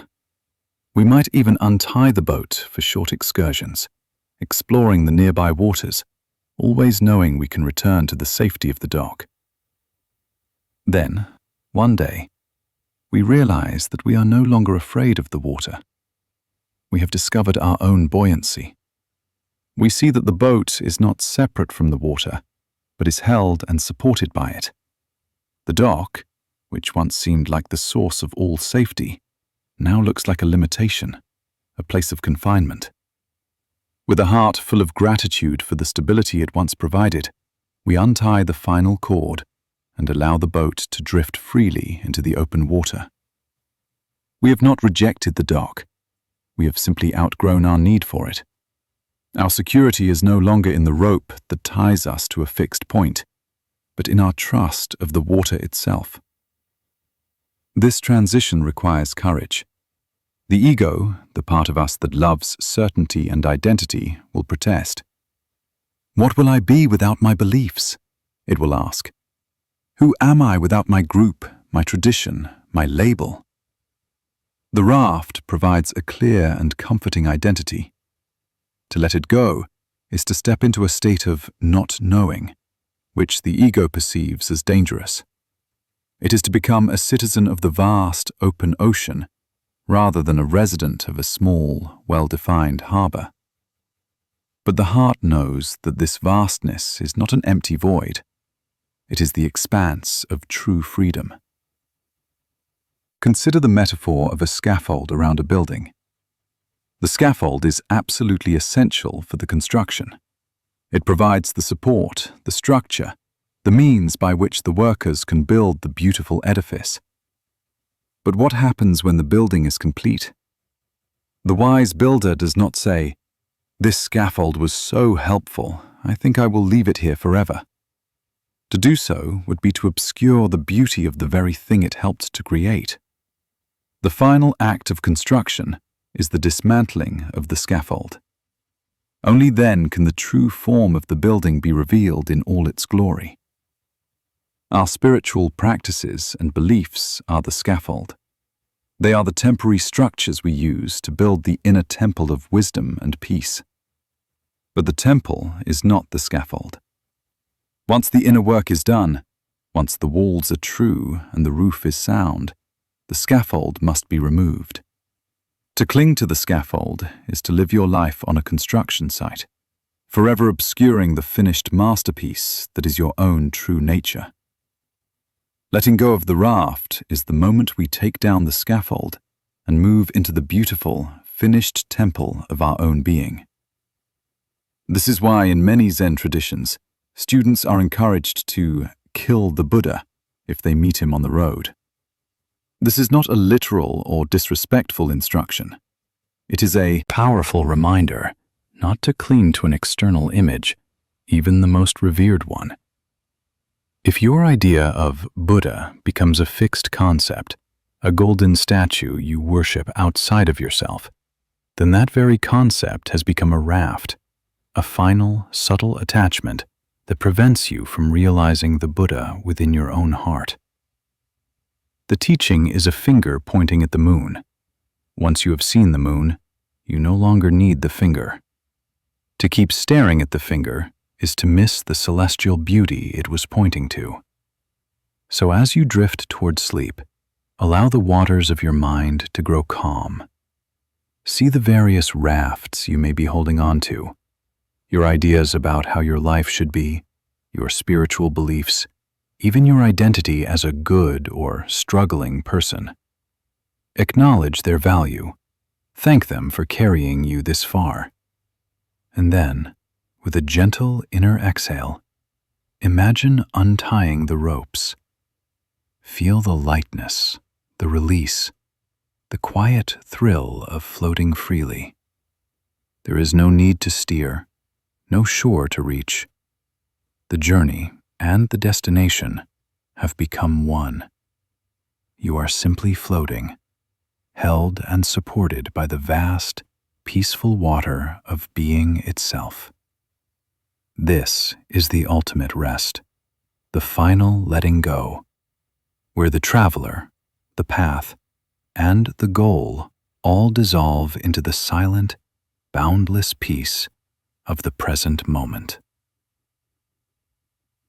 The wisdom of not knowing. The wisdom of not knowing. Let us leave the river now and travel inland to a small, humble farm nestled in a quiet valley. The valley is surrounded by old, sleeping mountains, their peaks often veiled in soft clouds. Life here is simple, dictated by the rhythm of the seasons. The earth is tilled, the seeds are sown, the crops are harvested. It is a life of patience, of hard work, and of a deep, unspoken connection to the land. On this farm lives an old farmer. He has lived in this valley his whole life. His face is a map of his years, etched with the lines of sun and wind, of laughter and sorrow. He lives with his only son, a strong and good-hearted young man who is the pride of his father's life. And they have one horse, a fine, strong stallion that is their most prized possession. The horse is not just a beast of burden, it is a partner in their livelihood, essential for plowing the fields and taking their meager produce to the market in the distant town. One morning, the old farmer goes to the stable, and he finds it empty. The gate has been broken, and the horse is gone. Perhaps it was stolen, or perhaps it was spooked by a wolf in the night and ran off into the mountains. The farmer and his son search, but they find no trace of it. Soon, the news spreads through the small village. The farmer's neighbors come to his house to offer their condolences. They gather around him, shaking their heads, their faces full of pity. "Oh, what terrible luck," one of them says. "Your only horse gone. How will you ever plow your fields now? This is a disaster. We are so sorry for your misfortune." Another neighbor adds, "This is the worst thing that could have happened. Your son will have to do the work of a horse, and your harvest will surely fail. You are a poor man, and now you are even poorer. What a great misfortune." They all murmur in agreement, their voices a chorus of sympathy and gloom. The old farmer listens to them quietly. He is not agitated. He is not despairing. He simply stands there, his hands resting on his worn-out tunic, his gaze calm and steady.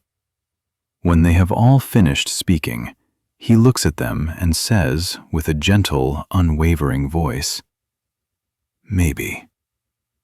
The neighbors are taken aback. Maybe? What kind of an answer is that? It is not maybe a disaster. It is clearly a disaster. They look at each other, confused. Perhaps the old man's grief has unsettled his mind. They shake their heads again, offer a few more words of pity, and leave him to his strange and simple sorrow. A few weeks pass. Life is harder without the horse. The farmer and his son work from sunrise to sunset, pulling the plow themselves. It is back-breaking labor. The neighbors watch from their own fields, feeling sorry for them. Then one evening, just as the sun is setting, they hear the sound of hoofbeats. They look up, and coming down the path from the mountains is the farmer's horse. It has returned, and it is not alone. Following behind it is a magnificent herd of wild horses, a dozen of them, strong and beautiful, their manes flying in the wind. The farmer's stallion had, it seems, become the leader of this wild herd, and he has brought them all home with him. The news spreads through the village like wildfire. The neighbors come running, their faces now full of excitement and joy. They crowd around the farmer, congratulating him. "What incredible luck!" one of them exclaims. "Not only did you get your horse back, but now you have a whole herd. You can sell them and become the richest man in the valley. This is a miracle. What a great fortune." Another neighbor claps the farmer on the back. "You see, it was not a disaster after all. It was a blessing in disguise. Your fortune has turned. What a wonderful thing to happen." The old farmer stands among the magnificent horses, stroking the neck of his returned stallion. He listens to all their excited chatter, and when they have finished, he looks at them with the same calm, steady gaze as before, and he says, his voice quiet and even, "Maybe." The neighbors are once again bewildered. Maybe? How can he say maybe? This is obviously a great fortune. The man is impossible to understand. They celebrate for him, even if he will not celebrate for himself, and they go home, chattering about the old farmer's strange and inexplicable luck. The next week, the farmer's son begins the difficult task of taming the wild horses. He is a skilled rider, and one by one, he works with the beautiful, powerful animals. One day, he is training a particularly spirited young stallion. The horse rears up unexpectedly, and the son is thrown to the ground. He lands badly. There is a sharp, cracking sound. The farmer rushes to his side and finds that his son's leg is broken. It is a bad break, a complex fracture. In this remote valley, there are no great doctors. The local bone setter does what he can, but he tells the farmer that the leg will never heal properly. The young man will walk with a limp for the rest of his life. He will never be able to do the hard work of a farmer again. Once more, the neighbors come to the farmer's house. Their faces are long and mournful. They bring small gifts of food and herbs. "Oh, what a terrible, terrible thing," one of them says, his voice a whisper of pity. "Your son, your only son, crippled for life. All those horses, and now this. It was the horses that brought this upon you. They were not a fortune. They were a curse. What a great misfortune." Another says, "This is truly a tragedy. He was such a strong young man. Now his life is ruined. How will you manage the farm alone in your old age? This is the worst thing that could have happened." The old farmer sits by his son's bedside, his expression calm and full of a quiet, loving presence. He listens to the neighbors' lamentations, and when they are done, he looks at them, and for the third time, he says the same simple word. Maybe. The neighbors leave, shaking their heads in utter despair, not just for the son's broken leg, but for the father's broken mind. He seems incapable of understanding the clear difference between good and bad fortune. A few months later, the country goes to war. The emperor's army comes to the valley. Conscription officers ride through the villages, forcibly recruiting every able-bodied young man to fight in a distant and brutal conflict. In the farmer's village, every family is in tears. Sons are taken from their mothers, husbands from their wives. They know that the war is fierce and that most of these young men will never return. The village is filled with the sounds of weeping and despair.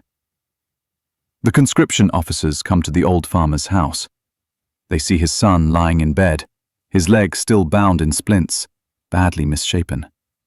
They look at him, shake their heads in disgust, and declare him unfit for military service. They turn around and leave without him. And so, the farmer's son is the only young man in the entire valley who is spared. That evening, the neighbors come to the farmer's house. But this time, they do not know what to say. Their own sons are gone.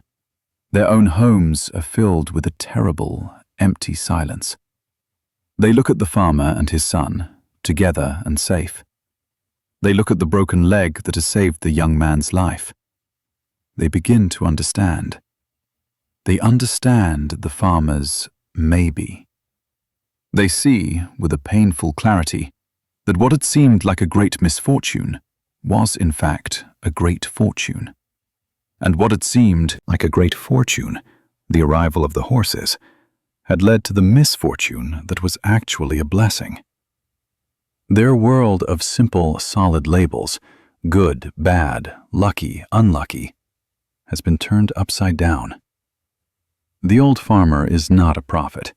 He does not know the future. His wisdom is not in his ability to predict what will happen next. His wisdom lies in his refusal to judge what is happening now. It is the wisdom of not knowing. He understands that life is a vast, interconnected web. We see only one tiny thread at a time. We see the horse is gone, and we call it bad. We see the horse's return, and we call it good. We see the leg is broken, and we call it bad. We see the son is spared from war, and we call it good. We are like a person looking at a vast and complex tapestry through a tiny pinhole. We see a dark thread, and we say, "This is an ugly tapestry." We see a golden thread, and we say, "This is a beautiful tapestry." But we cannot see the whole design. We do not know how the dark thread is essential to the beauty of the whole pattern. The farmer's peace does not come from having good things happen to him. His peace comes from his acceptance of whatever happens. He has let go of the need to label his experience. He has released his attachment to outcomes. He is not constantly grasping for the good and pushing away the bad. He is living in a state of radical trust in the unfolding of life. This is a profound form of letting go. It is letting go of our most cherished and deeply ingrained habit, the habit of judgment. Our minds are relentless judgment machines. All day long they are sorting our experiences into two boxes, good and bad. A sunny day, good. A rainy day, bad. A promotion at work, good. A criticism from the boss, bad. A pleasant feeling, good. A painful feeling, bad. This constant sorting is the source of our anxiety and restlessness.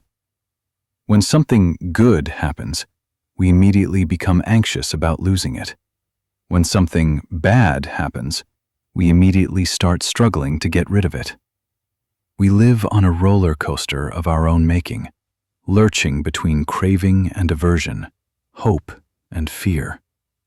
We are never at peace, because our peace is always dependent on getting what we want and avoiding what we don't want. And life, in its infinite and unpredictable wisdom, simply does not work that way.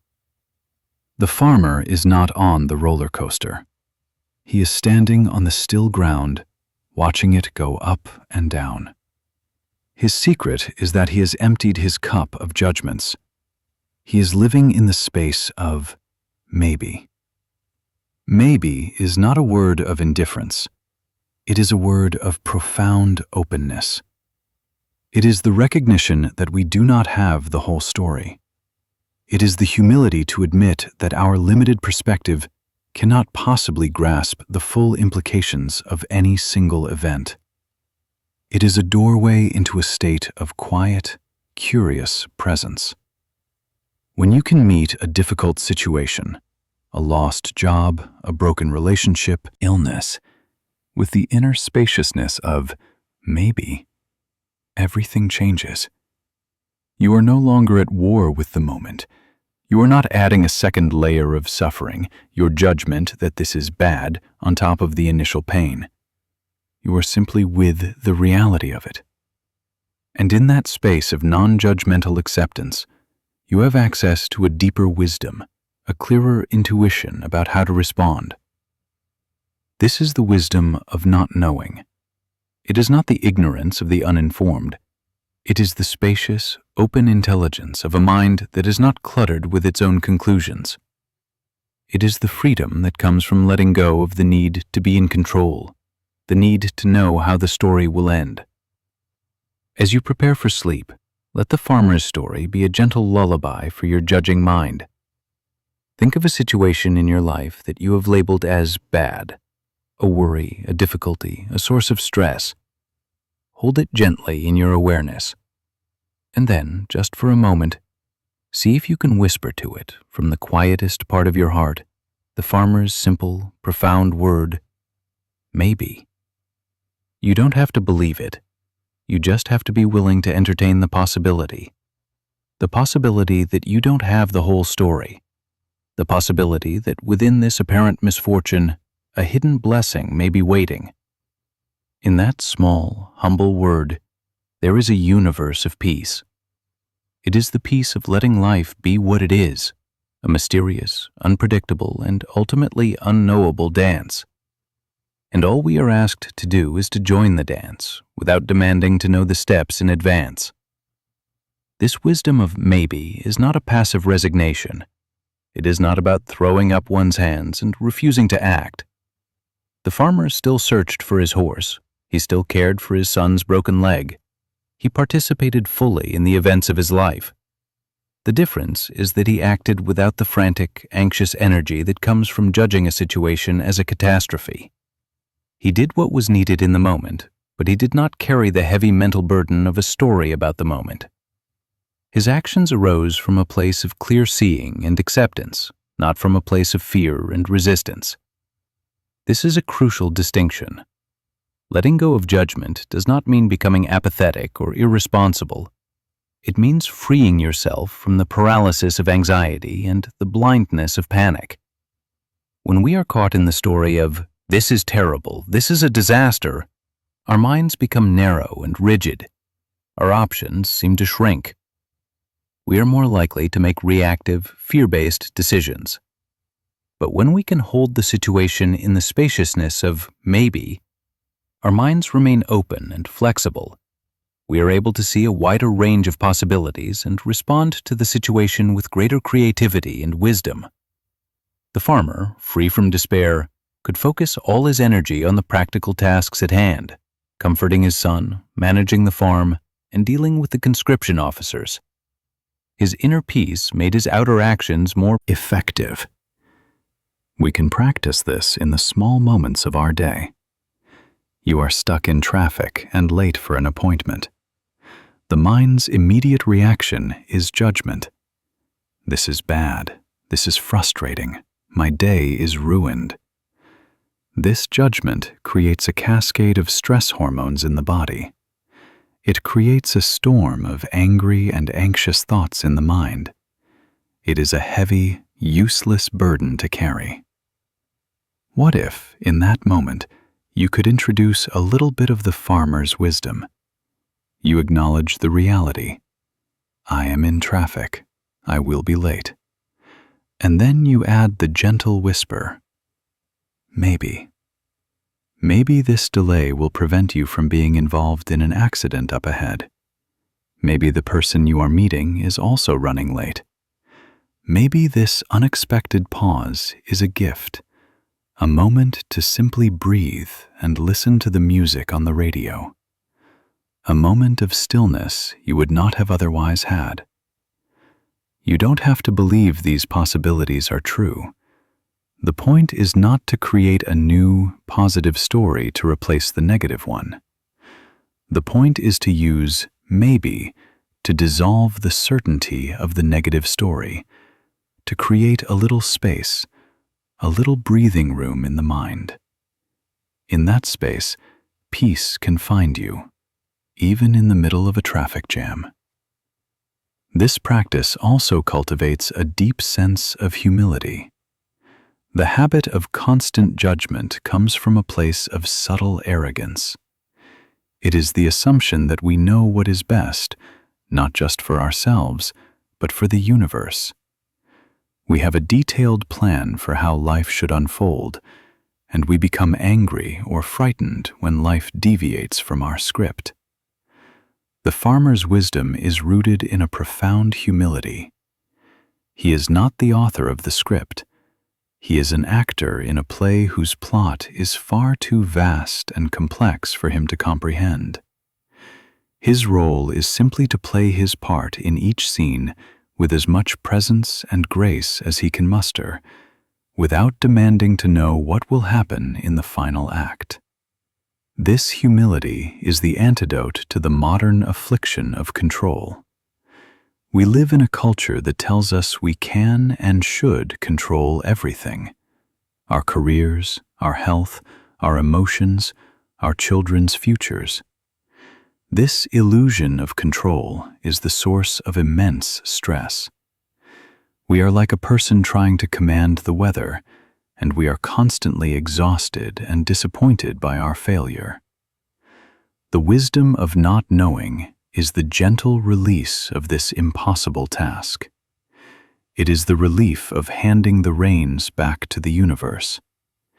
It is the discovery that when we stop trying to control everything, we find a deeper harmony with the way things are. We learn to sail the winds of change rather than trying to command them. So, as you lie here, preparing for sleep, allow the farmer's quiet, steady presence to fill the room. Let go of the need to have your life all figured out. Let go of the need to know what tomorrow will bring. Let go of the heavy burden of judging your past and trying to control your future. Rest in the simple, spacious, and profoundly peaceful wisdom of maybe. Trust in the unfolding. Trust that even the dark threads are part of a beautiful and meaningful design. And in that trust, you may find a rest that is deeper and more complete than any you have known before. The stillness of the forest pool. The stillness of the forest pool. From the open, windswept valley of the old farmer, our path leads us now into the deep, quiet heart of an ancient forest.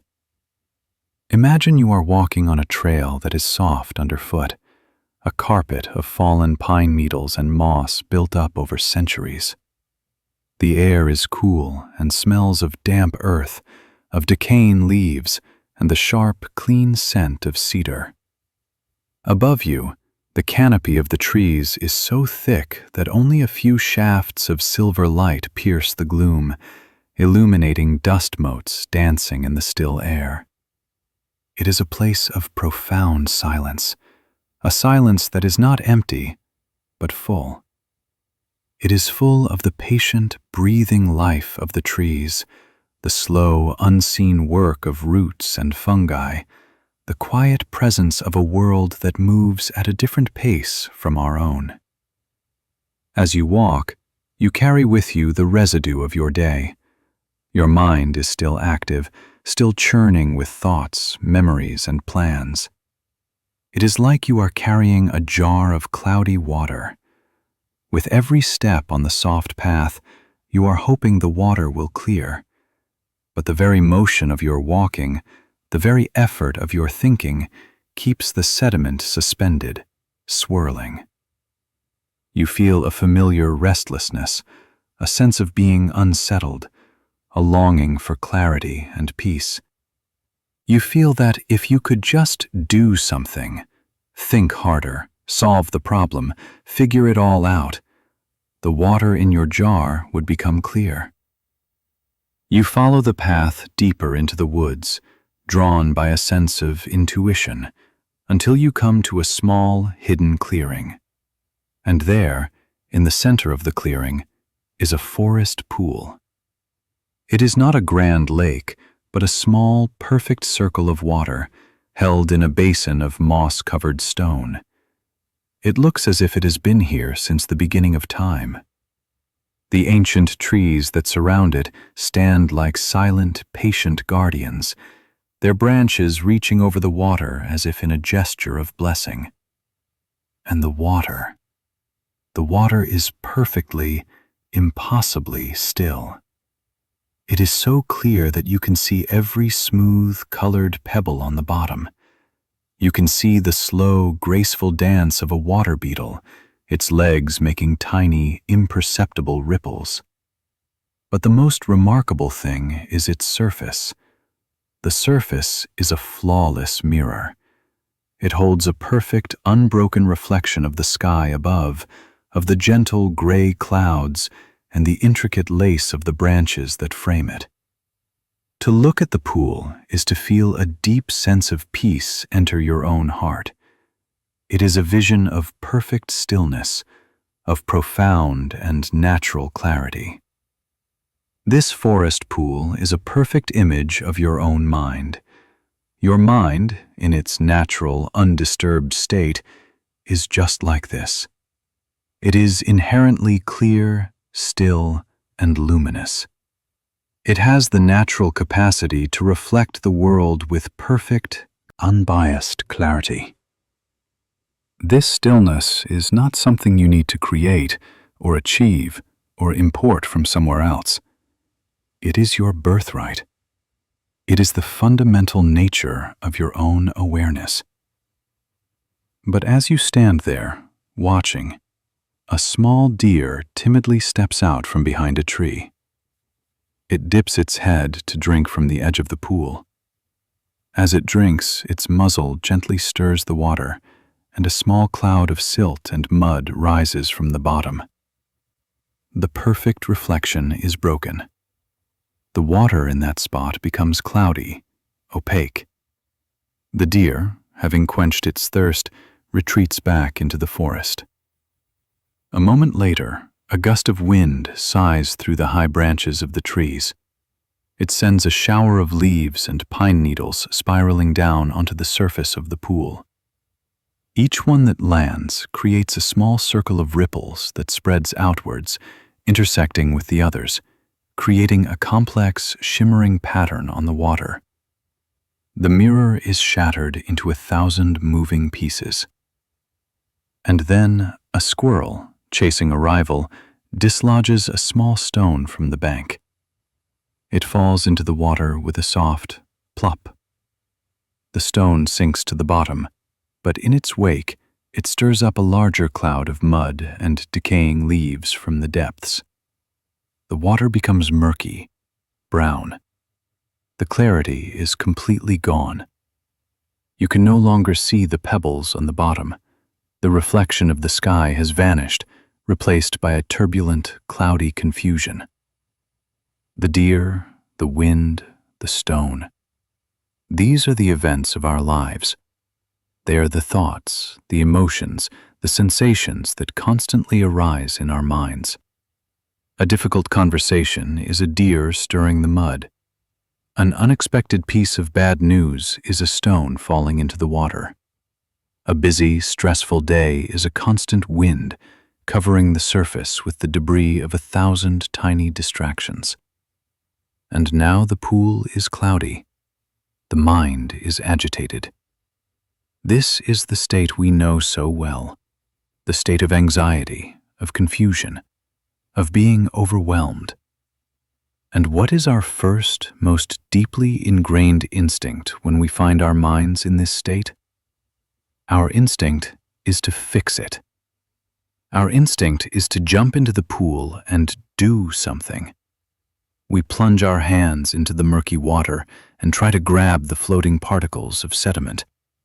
We try to force them down to the bottom. But the more we thrash our hands about, the more we stir up the mud. We only succeed in making the water even cloudier. Our frantic efforts to grasp and control our thoughts only create more thoughts, more agitation. Then we try another strategy. We try to filter the water. We cup our hands and try to scoop out the mud, letting the water run through our fingers. We are trying to separate the good mind from the bad thoughts. We engage in a battle with ourselves, trying to push away the unwanted feelings, trying to forcefully replace negative thoughts with positive ones. But this is an exhausting and impossible task. It is like trying to empty the ocean with a thimble. Our struggle against our own experience is precisely what keeps us stuck in it. We become frustrated, exhausted, and covered in mud. We sit in the middle of the pool we have made even murkier with our own struggle, and we despair. We think, my mind is hopelessly cloudy. I will never find clarity. There is something fundamentally wrong with me. We believe that the mud is the problem. We believe that the struggle is the only solution. But the ancient wisdom of the forest offers a different path, a path of profound simplicity and non-effort. The teaching of the forest pool is this: to clear the water, you do not have to do anything to the water. You simply have to stop disturbing it. Imagine stepping back from the edge of the pool. You find a comfortable seat on a cushion of soft green moss. You decide to simply sit and watch and wait. You do nothing. You do not interfere. You simply allow the pool to be as it is, cloudy, turbulent, and unsettled. You offer it the gift of your patient, non-judgmental presence. And then you watch as a quiet miracle begins to unfold. Left to itself, the water's natural tendency to stillness begins to reassert itself. The ripples from the leaves and the stone begin to soften, to widen, to fade away. The surface of the water becomes less agitated. Then, the process of settling begins. The heaviest particles of sediment, the larger grains of sand and tiny pebbles that were stirred up, are the first to surrender to gravity. You can almost see them, like a slow, patient snowfall in reverse, drifting gently back down to the bottom. Then, the lighter particles of silt and clay begin to follow. This takes longer. They hang suspended in the water for a while, but eventually, they too begin their slow, graceful descent. The water is becoming visibly clearer now, a translucent brown turning into a pale, watery green. Finally, the finest, almost invisible particles of dust begin to settle. This is the slowest process of all. It requires the deepest stillness. But minute by minute, the last vestiges of cloudiness release their hold on the water and drift back down to the bed of the pool from which they came. And as the water clears, the reflection begins to return. At first, it is a blurry, distorted image of the sky and trees. But as the last of the sediment settles, the reflection becomes sharper, clearer, more defined, until at last, the surface of the pool is once again a perfect, flawless mirror. The water is so clear you can once again see every pebble on the bottom. The pool is completely still. The clarity has returned. And what did you do to make this happen? Nothing. Absolutely nothing. The clarity was not a result of your effort. It was a result of your letting go of effort. The stillness was not something you imposed upon the water. It was the water's own inherent nature, revealed once the disturbance had ceased. This is the practice of meditation.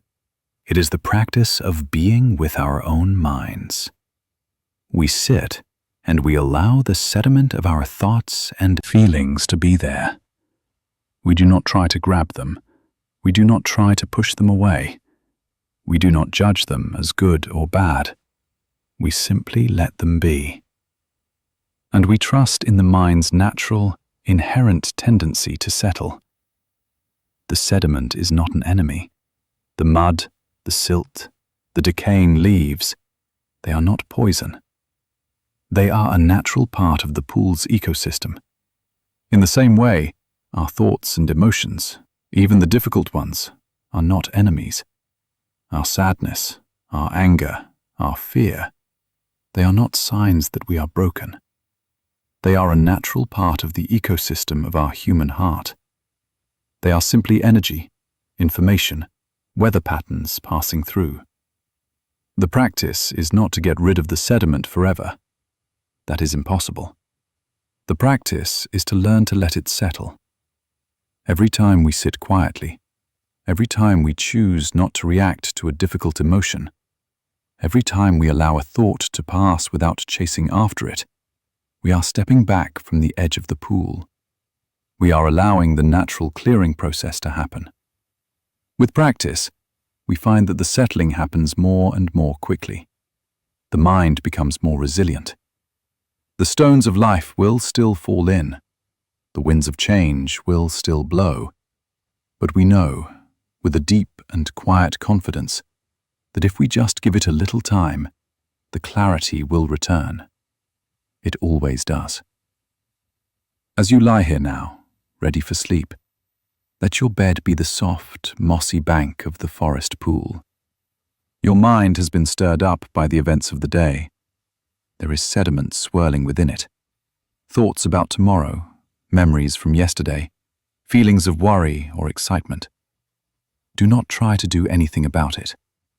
Do not try to force your mind to be quiet. That is just another way of thrashing in the water. Instead, simply rest. Let it all be. Give the sediment of your day permission to begin its slow, gentle descent. Feel the heaviest worries settling first, releasing their grip on you and drifting down into a deep, quiet place. Then feel the lighter thoughts, the plans and the chatter also beginning to release, to soften, to settle. There is nothing for you to do. The stillness you seek is already here, waiting beneath the surface of the agitation. It is your own true nature. Just by resting, just by allowing, you are inviting it to reveal itself. Let the gentle, patient gravity of peace do its work, and allow your mind to return to its natural state, as clear, as still, and as perfectly reflective as the silent, ancient pool in the heart of the forest. This act of non-doing is one of the most radical and counterintuitive invitations of contemplative practice. Our entire culture is built on the principle of doing. We are taught from a young age that to solve the problem, you must act, strive, and apply effort. If something is broken, you fix it. If you are unhappy, you must do something to make yourself happy. This approach works wonderfully well for external problems. If your roof is leaking, you must climb up and fix it. Simply sitting, watching it will not help.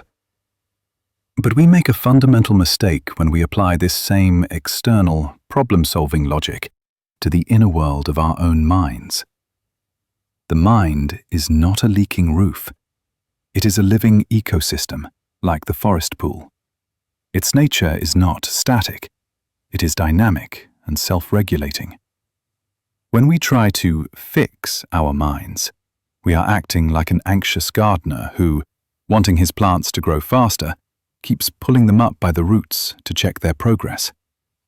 Our very intervention, born of good intentions, disrupts the natural process of growth and healing. The practice of letting the sediment settle is a practice of profound trust in the mind's innate capacity for self-healing and clarity. It is a shift from a mindset of control to a mindset of cooperation. We learn to work with the nature of our minds rather than constantly fighting against it. What is it that we are trusting? We are trusting in the silence that underlies all sound, the stillness that underlies all motion. Even in the midst of the most turbulent mental storm, there is a part of you that is perfectly still and untouched. This is your awareness. Awareness is the water itself, not the mud. The mud can cloud the water, but it can never stain it. The water's essential nature remains pure and clear. When the mud settles, the water does not become clear. It is simply revealed as clear. In the same way, your awareness is never truly disturbed by your thoughts and emotions. Your thoughts can be anxious, your emotions can be turbulent, but the awareness that knows these thoughts and emotions is itself calm and spacious. It is the silent, unchanging witness. The practice of letting things settle is the practice of shifting your identification from the sediment, the thoughts and feelings, to the water, the awareness itself. You begin to realize, I am not my anxiety. I am the awareness that is conscious of anxiety. This shift in identity is the beginning of true freedom. You are no longer a victim tossed about by the waves of your own mind. You are the deep, quiet ocean that allows the waves to rise and fall on its surface. This stillness is always available to you in any moment. It is as close as your next breath. The breath is the great settler of the mind. When you bring your gentle, non-judgmental attention to the simple, physical sensation of your breath coming in and going out, you are stepping back from the edge of the pool. You are giving the sediment a chance to settle. You are not trying to stop your thoughts. You are simply choosing to place your attention elsewhere, on something that is happening right now, in this moment. The breath is an anchor in the present, and the present moment is the only place where the mind can be truly still. As you rest here, notice the quality of the silence in the room around you. Even if there are small sounds, can you sense the vast stillness in which those sounds are arising? This stillness is not somewhere else. It is right here. It is in the space between your thoughts. It is in the pause at the end of an exhale. It is the very fabric of your being. The forest pool does not have to strive to be still. The tree does not have to try to be rooted. The sky does not have to work at being spacious. They are these things by their very nature. And you, in your deepest essence, are stillness. You are peace. You are clarity. The journey of letting go is not about becoming something you are not. It is about unbecoming all the things you have mistakenly believed yourself to be. The sediment of your stories, your worries, your roles, your fears. It is about letting all of that settle so that the luminous, clear water of your true nature can be revealed. So do not be discouraged when the waters of your mind become cloudy. It is not a sign of failure. It is simply the nature of life. A stone has been dropped. The wind is blowing. Do not add to the disturbance by judging yourself or by struggling. Simply remember the image of the forest pool. Remember the wisdom of non-doing. Trust in the patient, gentle gravity of peace. Lie back on the soft moss of your bed and allow everything to settle, all on its own. The clarity you long for is not a distant goal to be achieved. It is a home to which you can always return, simply by being still. Listening to the sound of silence. Listening to the sound of silence. The forest pool has settled. A deep, clear stillness has revealed itself, not as something new, but as the timeless, underlying nature of the mind. Let us rest in that clarity now, and from this place of quiet presence, let us listen. Not with our ears alone, but with our entire being. We are going to explore one of the most famous and profound questions in the Zen tradition, a question that is not a riddle to be solved, but a doorway to be opened. Imagine a young monk in a mountain monastery. He has spent years studying the scriptures, mastering the chants, and following the intricate forms of monastic life. His mind is sharp and well-trained, like a fine blade. He believes that enlightenment is a problem to be solved, a summit to be reached through intellectual effort and rigorous discipline. One day, his master, a silent old man with eyes that hold the depth of the night sky, calls him for a private interview. The room is simple, the air thick with the scent of old wood and faint incense. The only sound is the gentle whisper of the wind in the pine trees outside. The master looks at the young monk for a long time, a gaze that seems to see right through his ambition and his anxiety. Then he speaks, his voice low and calm. "When two hands clap," the master says, "there is a sound. Tell me, what is the sound of one hand clapping?" The young monk's mind, so sharp and ready, immediately leaps into action. This is it, a koan, a sacred puzzle. He knows that his answer will be a measure of his understanding. His entire future as a monk feels as if it rests on this moment. He feels a surge of anxious energy, the familiar pressure to perform, to be clever, to get it right. He bows and leaves the master's room, the question echoing in his mind. What is the sound of one hand clapping? His intellect, his greatest tool, sets to work immediately. He thinks of physics. Well, his mind reasons, a sound is a vibration in the air, caused by two objects striking each other. A single hand, moving through the air, would only create a faint whoosh, the sound of displaced air. Is that the answer? The sound of wind? He feels a flicker of excitement. It is a logical, scientific answer. The next day, he returns to the master. He bows and presents his conclusion with confidence. "Master, the sound of one hand is the sound of the wind it creates as it moves through the air." The master looks at him, a faint, compassionate smile on his lips. He slowly shakes his head. No. The monk is crestfallen, but his mind is already racing again, searching for another path. If it is not physics, perhaps it is philosophy. The two hands represent duality, he thinks. The world of subject and object, self and other, good and bad. The clapping is the interaction, the conflict, the noise of this divided world.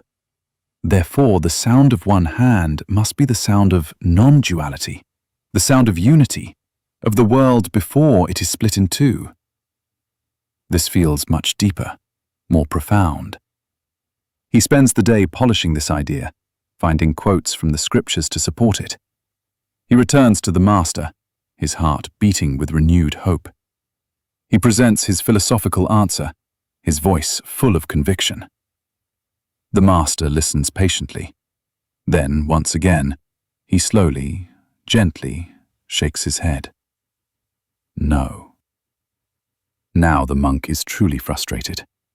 His best tools, logic and philosophy, have failed him. He feels like a man trying to crack a solid granite boulder with a paper fan. He tries a different approach, poetry. He sits in the monastery garden for days, listening. He listens to the cry of a hawk, the drone of a cicada, the drip of water from a bamboo pipe into a stone basin. Perhaps the koan is not a literal question, he thinks. Perhaps the master is asking me to listen to the sounds of the world. Perhaps the sound of one hand is the sound of the wind in the pines, or the sound of the rain on the roof. These are classic Zen images, full of beauty and meaning. He feels he is getting closer. He presents this new, poetic answer to the master. The sound of one hand is the sound of the stream rushing over the rocks. The master's expression does not change. He simply shakes his head. No. Weeks turn into months. The young monk grows thin and weary.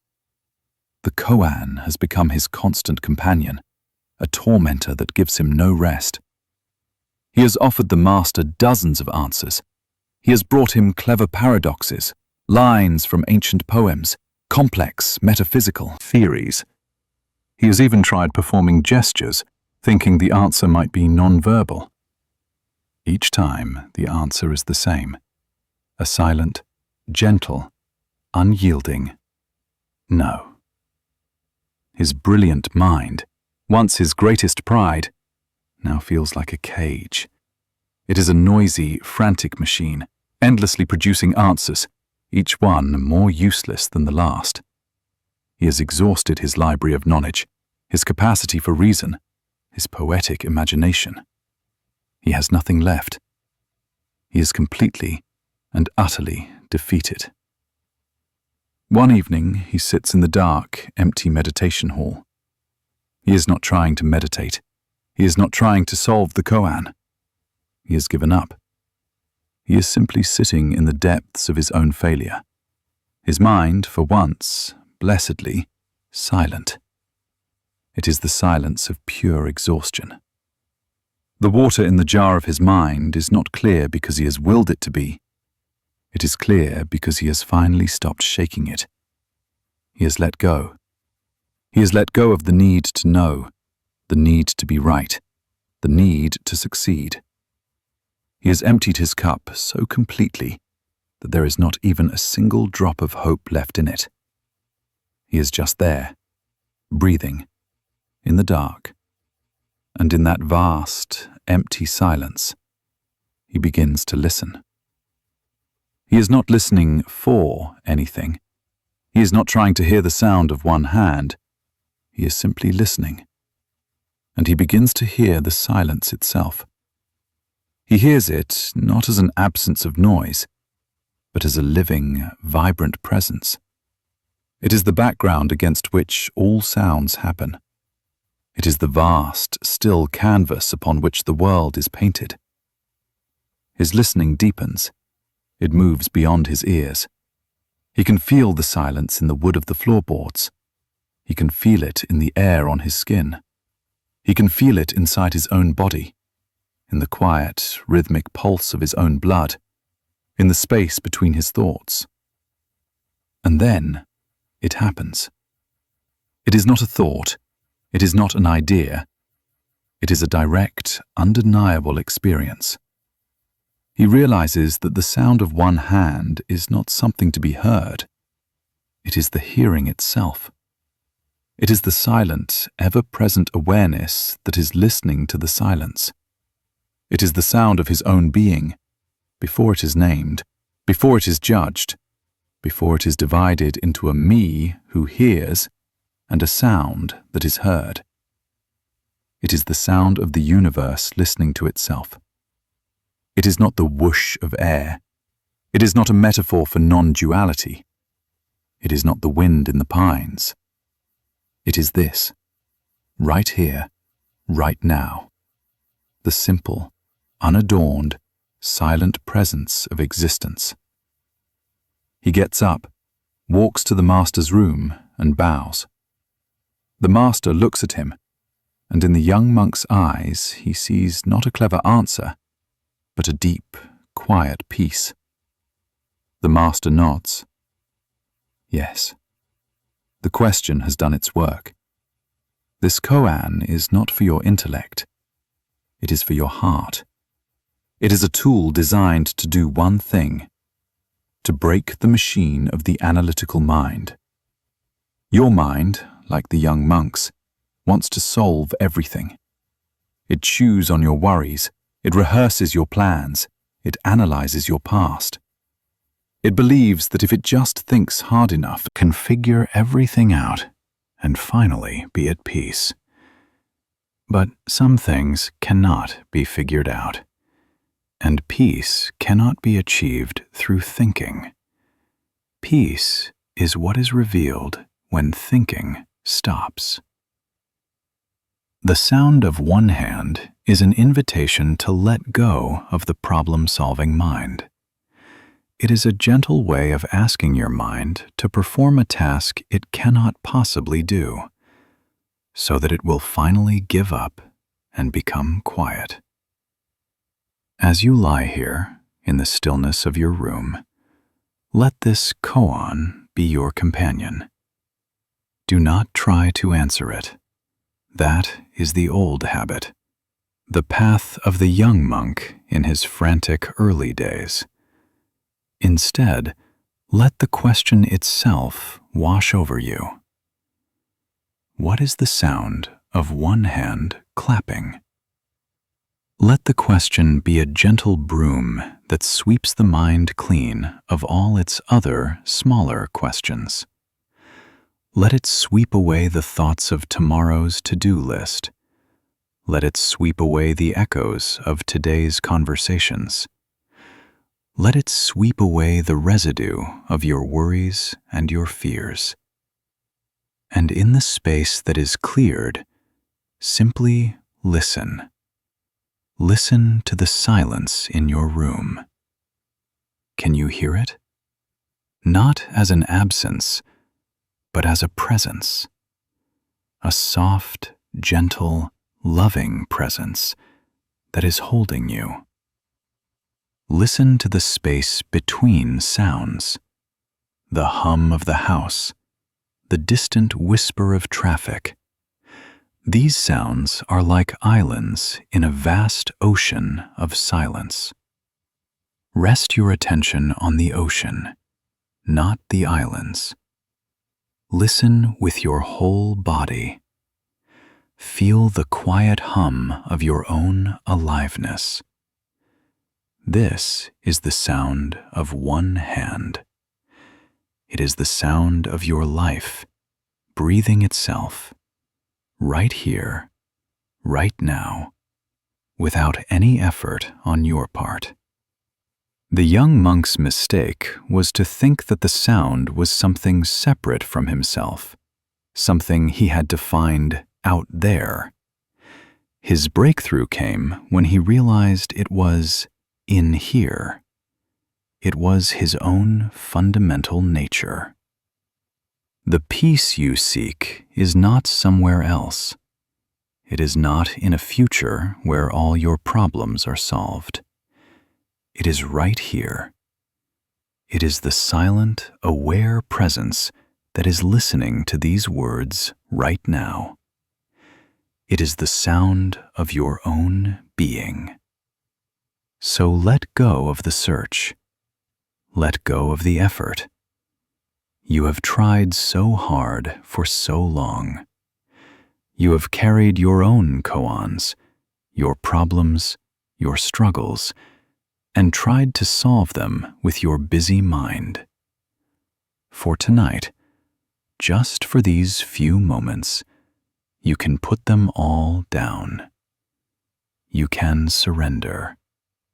You can rest in the deep, quiet wisdom of not knowing. Let the question, "What is the sound of one hand clapping?" be a lullaby. Let it be a key that unlocks the door of your thinking mind and allows you to step out into the vast, silent, peaceful garden of your own awareness. There is nothing to do here, nothing to solve. There is only this, the gentle, silent sound of being. Rest in that sound. Let it hold you. Let it carry you into a deep and dreamless sleep. This journey of the young monk illustrates a fundamental shift in how we approach our inner world. We are conditioned to live in a world of answers. From our earliest school days, we are rewarded for having the right answer. Our minds become answer-seeking missiles, constantly scanning the world for data, formulating conclusions, and building solid structures of certainty. This faculty is incredibly useful for navigating the practical world. But when we turn this same mechanism inward, it creates a constant state of unrest. The inner world, the world of the heart and spirit, is not a problem to be solved. It is a mystery to be lived. The koan is a piece of anti-logic. It is a small, indigestible stone dropped into the whirring gears of the conceptual mind, designed to bring the machine to a halt. The master is not interested in the monk's cleverness. He is waiting for the monk's surrender. He is waiting for the moment when the student exhausts his own resources and becomes truly open, truly receptive, truly empty. It is only in this state of profound humility and not knowing that a deeper truth can dawn. This process is not one of destruction, but of liberation. The thinking mind is a wonderful servant, but a terrible master. When it is in charge, it creates a world of division and anxiety. It chops reality into a million pieces, me and you, past and future, success and failure, and then spends all its energy trying to manage and manipulate these pieces. The koan is a way of gently dethroning this tyrant. When the thinking mind falls silent, even for a moment, we are able to experience the world directly, without the filter of our concepts. We see the world as it is, a seamless, interconnected, and vibrant whole. The sound of one hand is always present. It is the background hum of existence. It is the silence that was here before the Big Bang, and the silence that will be here when the last star fades.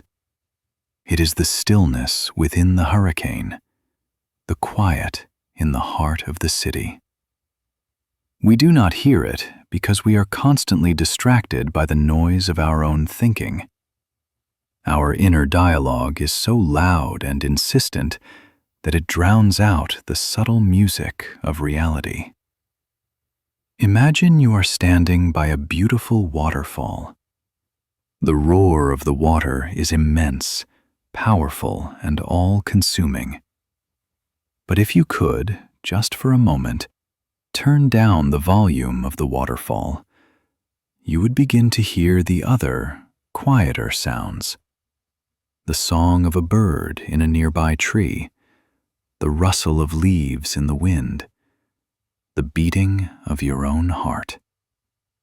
Your mind is that waterfall.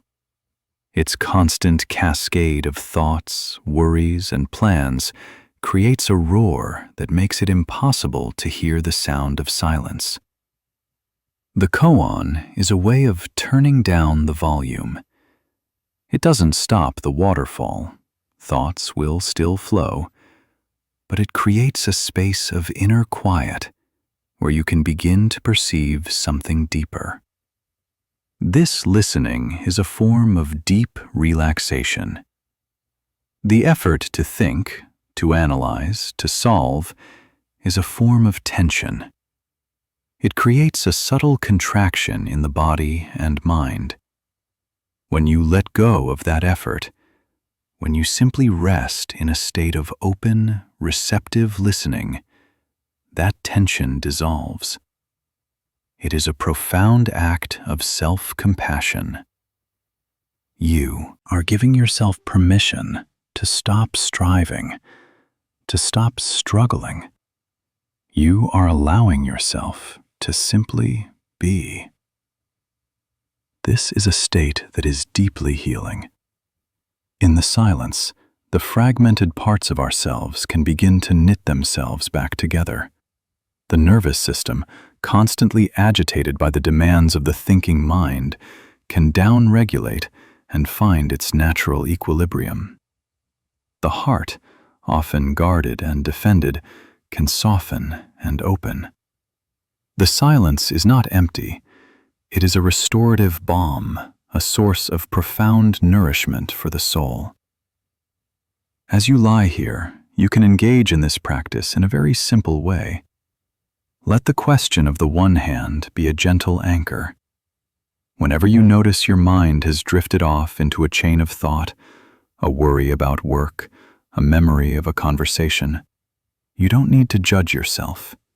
Simply, gently, return to the question. Let it be a quiet, mysterious hum in the background of your awareness. Then, open your senses. Feel the texture of the blankets against your skin. This is the sound of one hand. Feel the gentle weight of your body resting on the bed. This is the sound of one hand. Notice the subtle sensation of the air entering and leaving your nostrils. This is the sound of one hand. Each of these simple, direct, non-conceptual experiences is a portal into the silent presence the koan is pointing to. You are moving your attention from the noisy world of your thoughts to the quiet, vibrant world of your direct, sensory experience. The young monk's journey was a stripping away of all that was false. He had to let go of his identity as a clever scholar, his reliance on logic, his pride in his knowledge. He had to become naked, empty, and vulnerable. And it was in that vulnerability that he discovered an unshakable strength. It was the strength of being grounded in reality itself, rather than in the fragile constructs of his own mind. The sound of one hand is the ultimate ground of being. It is the peace that passeth all understanding, because it is not a peace that the mind can understand. It can only be felt, experienced, and lived. It is the final resting place for the weary seeker. It is the discovery that what you were searching for was never lost. It was, and is, the very essence of who you are. So listen. Listen to the silence. It is your own true voice calling you home. The moon in a dewdrop. The moon in a dewdrop. From the deep, internal silence where we listened for the sound of one hand, let your awareness now begin to expand outwards. Feel the quiet space of the room around you, and then, in your mind's eye, allow yourself to drift even further beyond the walls into the cool, dark stillness of the night. Imagine a garden sleeping under the vast, silent sky. A gentle rain has recently passed, and the air is clean and fragrant, carrying the scent of wet earth, night-blooming jasmine, and damp stone. Everything is washed clean, glistening in the soft, exterior light of a full moon. The moon hangs in the inky blackness like a great silver lantern, pouring its calm, ancient light down upon the world. Let your gaze drift down from the immense sky, down past the dark silhouettes of the trees, down to the humble earth. Settle your attention on a single, slender blade of grass. It is a simple, unremarkable blade of grass, just one among millions. Yet, in this moment, it is the center of the universe. It is bowed slightly, heavy with the gift of the recent rain, and there, clinging precariously to its very tip, is a single, perfect dewdrop. Look closely at this dewdrop. It is a tiny, self-contained world. It is a perfect sphere, held together by a force as mysterious and powerful as the gravity that holds the stars in place. It is fragile, temporary. A slight breeze, the warmth of the morning sun, and it will be gone, vanished as if it had never been. In its smallness, in its vulnerability, it holds a profound teaching. This dewdrop is like our own small, separate self. We feel like this dewdrop, a single, fragile being, clinging to our own small blade of grass in the vast, overwhelming field of existence. We feel our boundaries, the surface tension of our own skin, the limits of our own mind. We feel our temporary nature, the knowledge that our life, like the dewdrop, is fleeting. We see the vastness of the universe, the great, distant moon, the endless stars, and in comparison, we feel insignificant, isolated, and alone.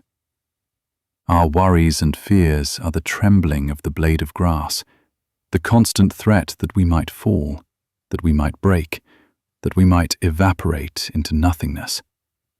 This is the anxiety of the separate self.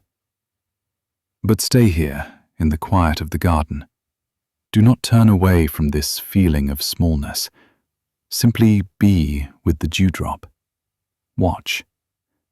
The full moon, in all its silent, majestic glory, continues to pour its light upon the garden. And something miraculous is happening. If you look into the heart of that tiny, trembling dewdrop, you will see it. The entire moon.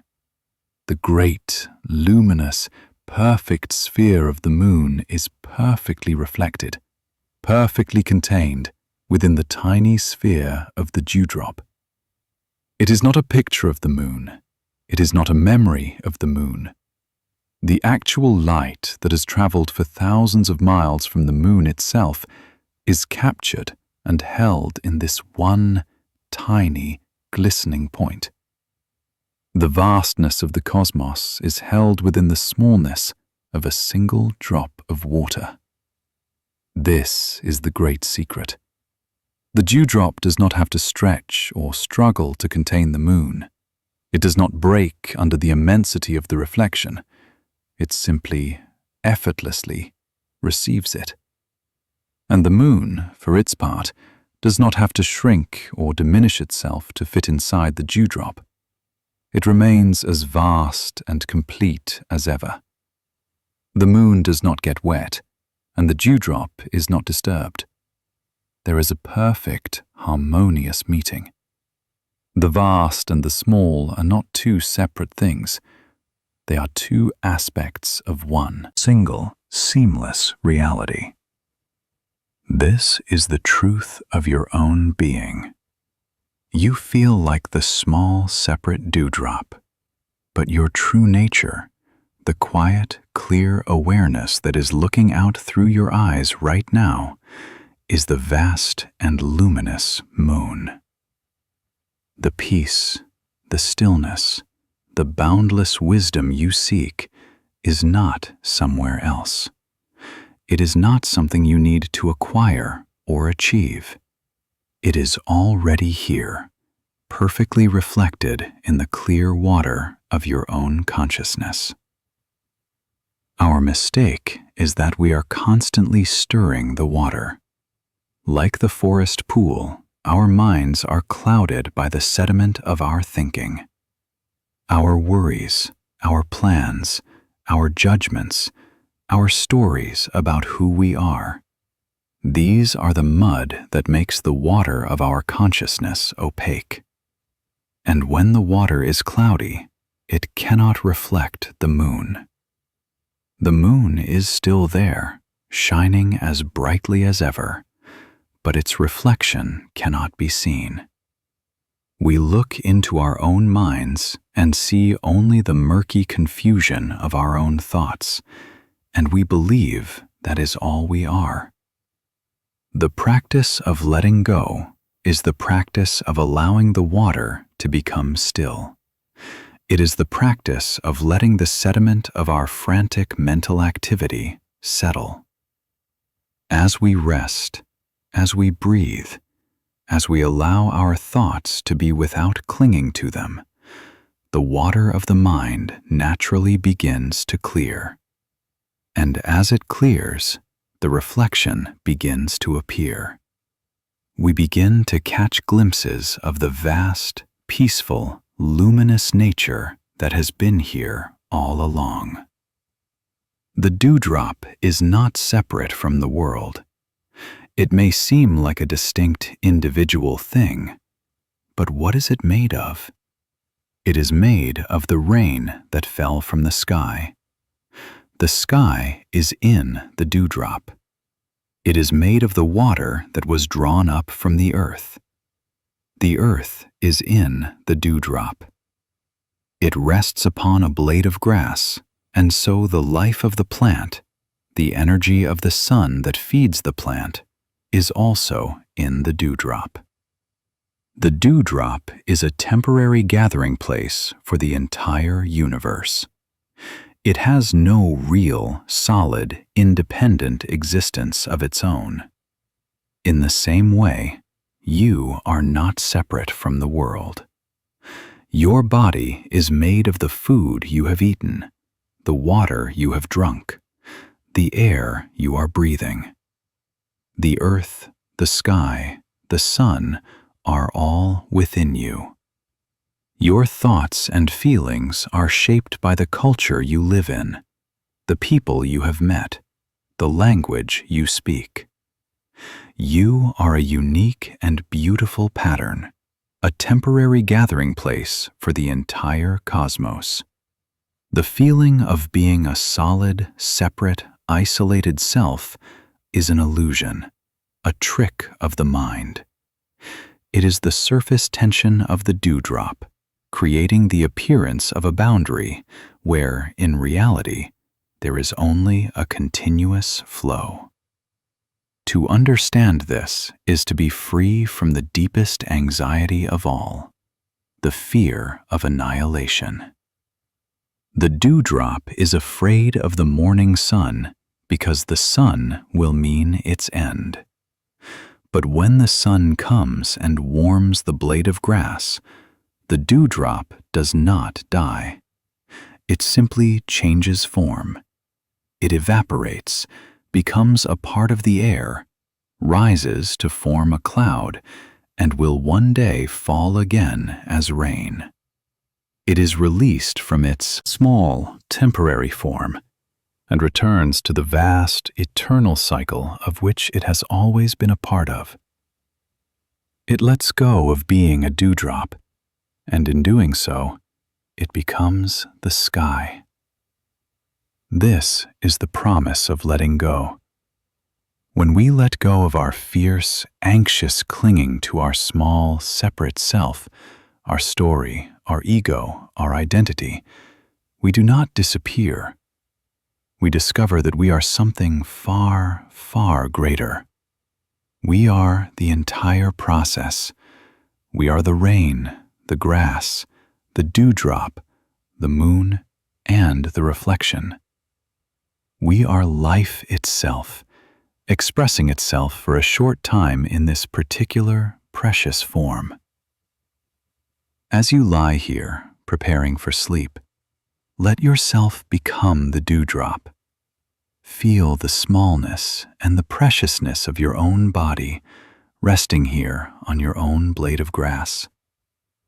Acknowledge its temporary, fragile nature, not with fear, but with a gentle tenderness. And then, become aware of the vast, silent, peaceful presence that is shining upon you. Call it peace, call it stillness, call it love, call it your true nature. It does not need a name. It is the moon. And know that this vastness is not separate from you. It is already perfectly reflected in the very center of your being. You do not need to do anything to make this happen. You only need to be still. Let the mud of your day settle. Let the turbulent waters of your mind grow calm. Let go of the effort to be something, to fix something, to figure something out. Simply rest. Rest in the quiet miracle of your own existence. Feel the boundaries of your body begin to soften. Let go of the tight grip of your small self. Imagine the surface tension of the dewdrop dissolving, allowing the water within to merge with the air, with the night, with the moonlight. There is no separation. You are not a small, fragile self alone in a vast and indifferent universe. You are the universe, experiencing itself for a moment in the form of a dewdrop, reflecting the light of its own infinite moon. There is nothing to fear. You are held. You are whole. You are home. Rest in this knowing. Let it be the last, gentle thought that carries you into the deep, boundless ocean of sleep, where the dewdrop and the moon are one. This profound image of the moon in the dewdrop comes from the great Zen master Dogen. He wrote in a famous poem, "The moon in a dewdrop on a blade of grass. The dewdrop does not break. The moon does not get wet." This is not just a beautiful piece of poetry. It is a precise and profound description of the nature of reality. It points to the Mahayana Buddhist teaching of emptiness, or shunyata. This is often misunderstood in the West as a teaching of nothingness or a void. But emptiness does not mean that things do not exist. It means they do not exist as solid, separate, independent entities. Everything is empty of a separate self. The dewdrop is empty of a separate dewdropness. Its existence is completely dependent on the rain, the grass, the temperature, the moonlight. It is a confluence of conditions. If you take away any of these conditions, the dewdrop disappears. It is the same with us. We are empty of a solid, separate, unchanging me. Our existence is a dynamic, flowing process, completely interwoven with the entire web of life. The self we cling to so tightly is not a noun. It is a verb. It is a constantly changing pattern of thoughts, feelings, sensations, and memories. The realization of this interconnectedness is the source of boundless compassion. When we truly see that there is no solid line dividing me from you, our relationship with the world is transformed. The suffering of another is no longer something happening to a separate being over there. It is a disturbance in the same web of which we are a part. Their pain is our pain. Their joy is our joy. Compassion is not a moral duty we must force ourselves to feel. It is the natural, spontaneous response of a heart that has realized its own boundless nature. When you see the moon of your own true nature reflected in the dewdrop of another person's eyes, love is the only possible response. This teaching also transforms our relationship with the world of nature. When we feel like a separate self, nature becomes a resource to be used, a backdrop for our human drama, or a force to be feared and conquered. But when we see that the moon is in the dewdrop, that the universe is in a blade of grass, the world becomes sacred.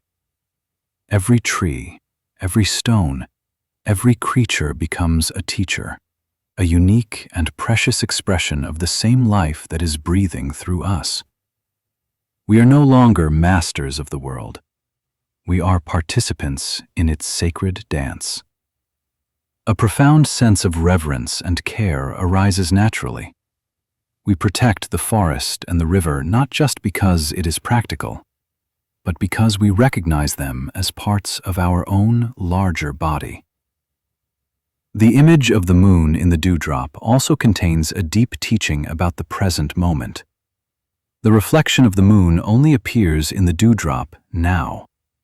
It is not a reflection of yesterday's moon or a promise of tomorrow's moon. It is the living, immediate presence of the moon, right here, right now.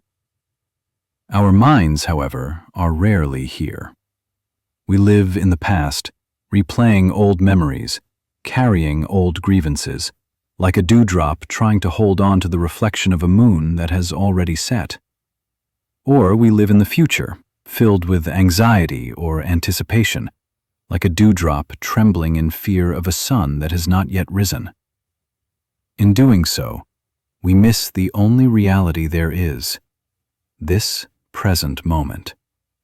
And in this moment, the entire universe is available.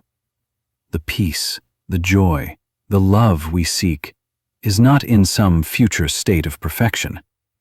It is here, now, in the simple, direct experience of being alive. It is in the feeling of your breath, the sound of the silence, the warmth of your own body. To let go is to let go of the past and the future, and to arrive fully in the luminous, ever-present now. When you are fully present, your mind becomes as still and clear as the dewdrop. Dewdrop, and the moon of your true nature can shine through. This is not an abstract philosophical idea. It is a lived, felt reality that can be accessed at any time. As you lie here, feel the reality of your own body. Feel the points of contact with the bed. Feel the gentle, rhythmic movement of your breathing. This is the blade of grass. This is your anchor in the present moment. Now, become aware of the space in which these sensations are happening. Become aware of the quiet, silent awareness that is effortlessly conscious of these feelings. This is the dewdrop, the clear water of your own mind. And in that clear awareness, can you sense a deep background stillness? A sense of peace that has no cause, no beginning, and no end? This is the reflection of the moon. It is always here. You don't have to create it. You don't have to deserve it. You only have to be still enough to notice it. Let go of the idea that you are a flawed, struggling person on a long and difficult journey to find peace. This very idea is the sediment that clouds the water. The truth is simpler and more beautiful than that. You are already whole. You are already complete. Peace is not a destination you must travel to. It is the ground upon which you are already standing. The journey is not about becoming someone new. It is about remembering who you have always been. You are the dewdrop that contains the entire moon. So rest. Let go of the struggle. Let go of the story of your small, separate self.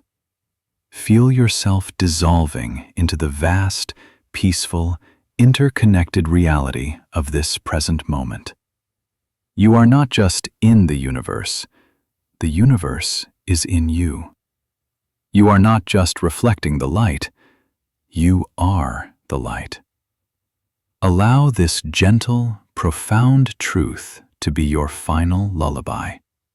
Let it carry you into a sleep that is not an escape, but a deep and nourishing homecoming to the silent, luminous heart of your own being.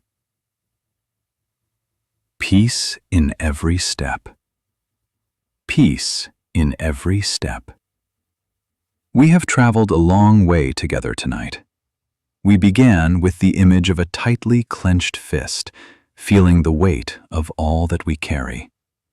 We sat by a flowing river and learned the wisdom of impermanence. We were offered a lesson in humility from an overflowing teacup. We walked a muddy road with two monks and discovered the burden of judgment.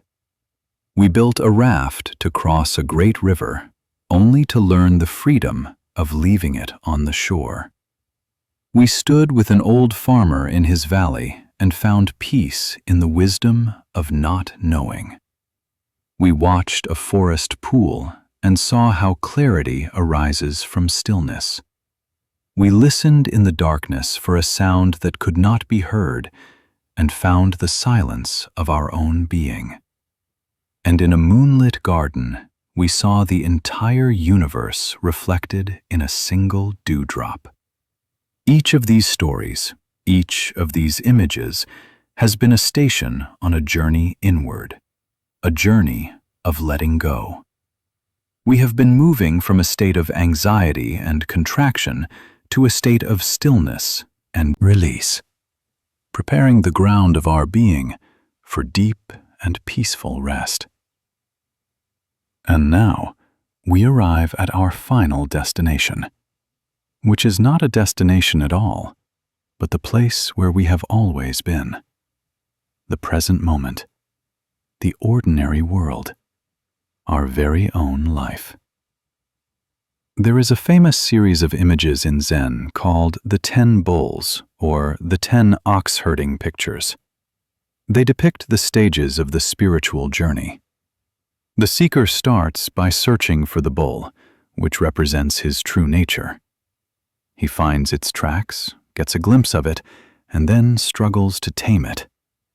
He learns to ride it, and eventually, he rides it home. In the 8th picture, both the bull and the self are forgotten. There is just an empty circle, representing the realization of emptiness, the moon in the dewdrop. In the 9th picture, he returns to the source, seeing the world as it is, in its simple suchness.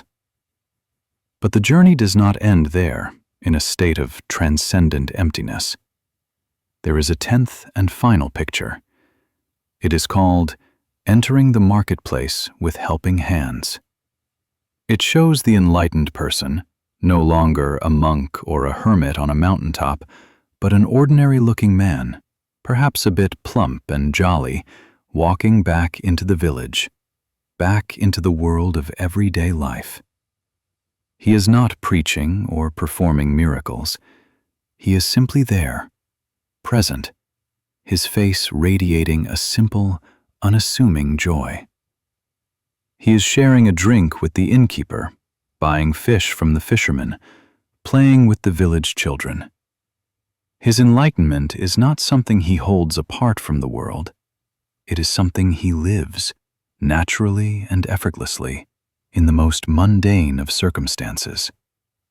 This is the final and most profound stage of letting go. It is letting go of the spiritual journey itself.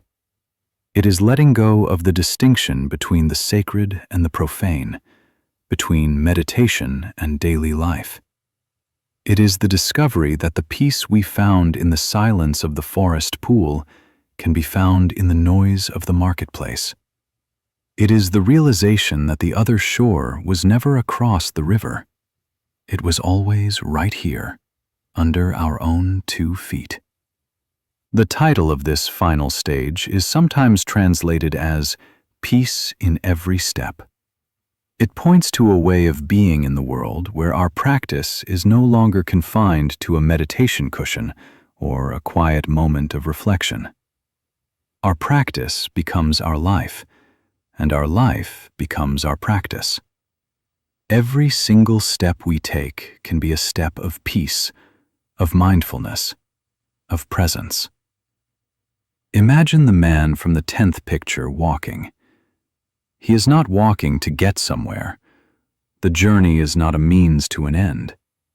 The walking itself is the destination. With each step, He feels the solid earth beneath his feet. He feels the way his weight shifts, the subtle play of muscles in his legs. He is fully present in the simple, miraculous act of walking. He is not lost in thought about where he has been or where he is going. He is simply here, with this step. And because he is fully here, this step is a step of peace. This step is enlightenment. This is the invitation for us as we prepare to drift from this story into the world of our dreams and then back into the world of our waking day. The goal is not to live in a perpetual state of mountaintop bliss. The goal is to bring the wisdom of the mountaintop back into our own marketplace, our kitchens, our offices, our families, our relationships. How do we do this? We do it by letting go of the idea that peace is a special state that can only be found in special circumstances. We begin to look for it, to find it, to cultivate it in the most ordinary moments of our lives. When you wake up in the morning, before you reach for your phone, before your mind begins to race with the day's agenda, can you take just one conscious breath? Can you feel the simple sensation of being alive in your body? That is peace in your first breath. When you are brushing your teeth, can you feel the bristles on your gums, taste the minty foam, hear the sound of the brush? Or is your mind already in your first meeting of the day? To be fully with the act of brushing your teeth is to practice peace in every moment. When you are drinking your morning coffee or tea, can you take one sip with your full attention? Can you feel its warmth, smell its aroma, taste its flavor, without also reading the news or checking your email? That one mindful sip is a moment of deep rest and presence. It is leaving the raft of your distractions on the shore. When you are walking to your car or to the bus stop, can you feel your feet on the pavement? Can you notice the quality of the light, the temperature of the air, the expression on the face of a passerby? Each step taken with this kind of gentle, open awareness is a step that brings you home to yourself. It is the wisdom of not knowing what the day will bring, but trusting that you can meet each moment as it comes.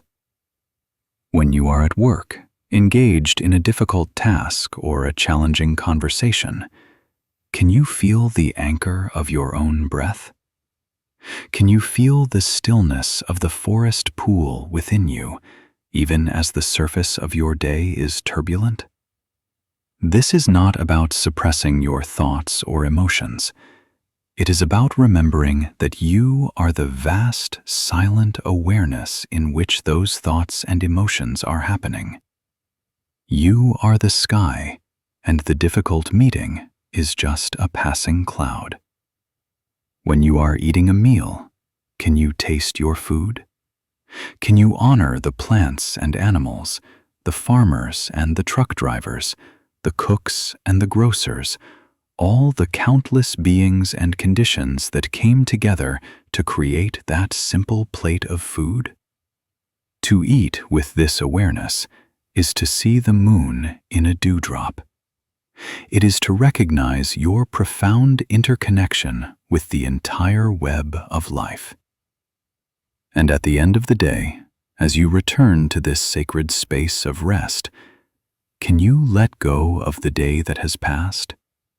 Can you release the successes and the failures, the pleasant and the unpleasant moments, leaving the burden of the day behind, just as Tanzan left the woman at the river?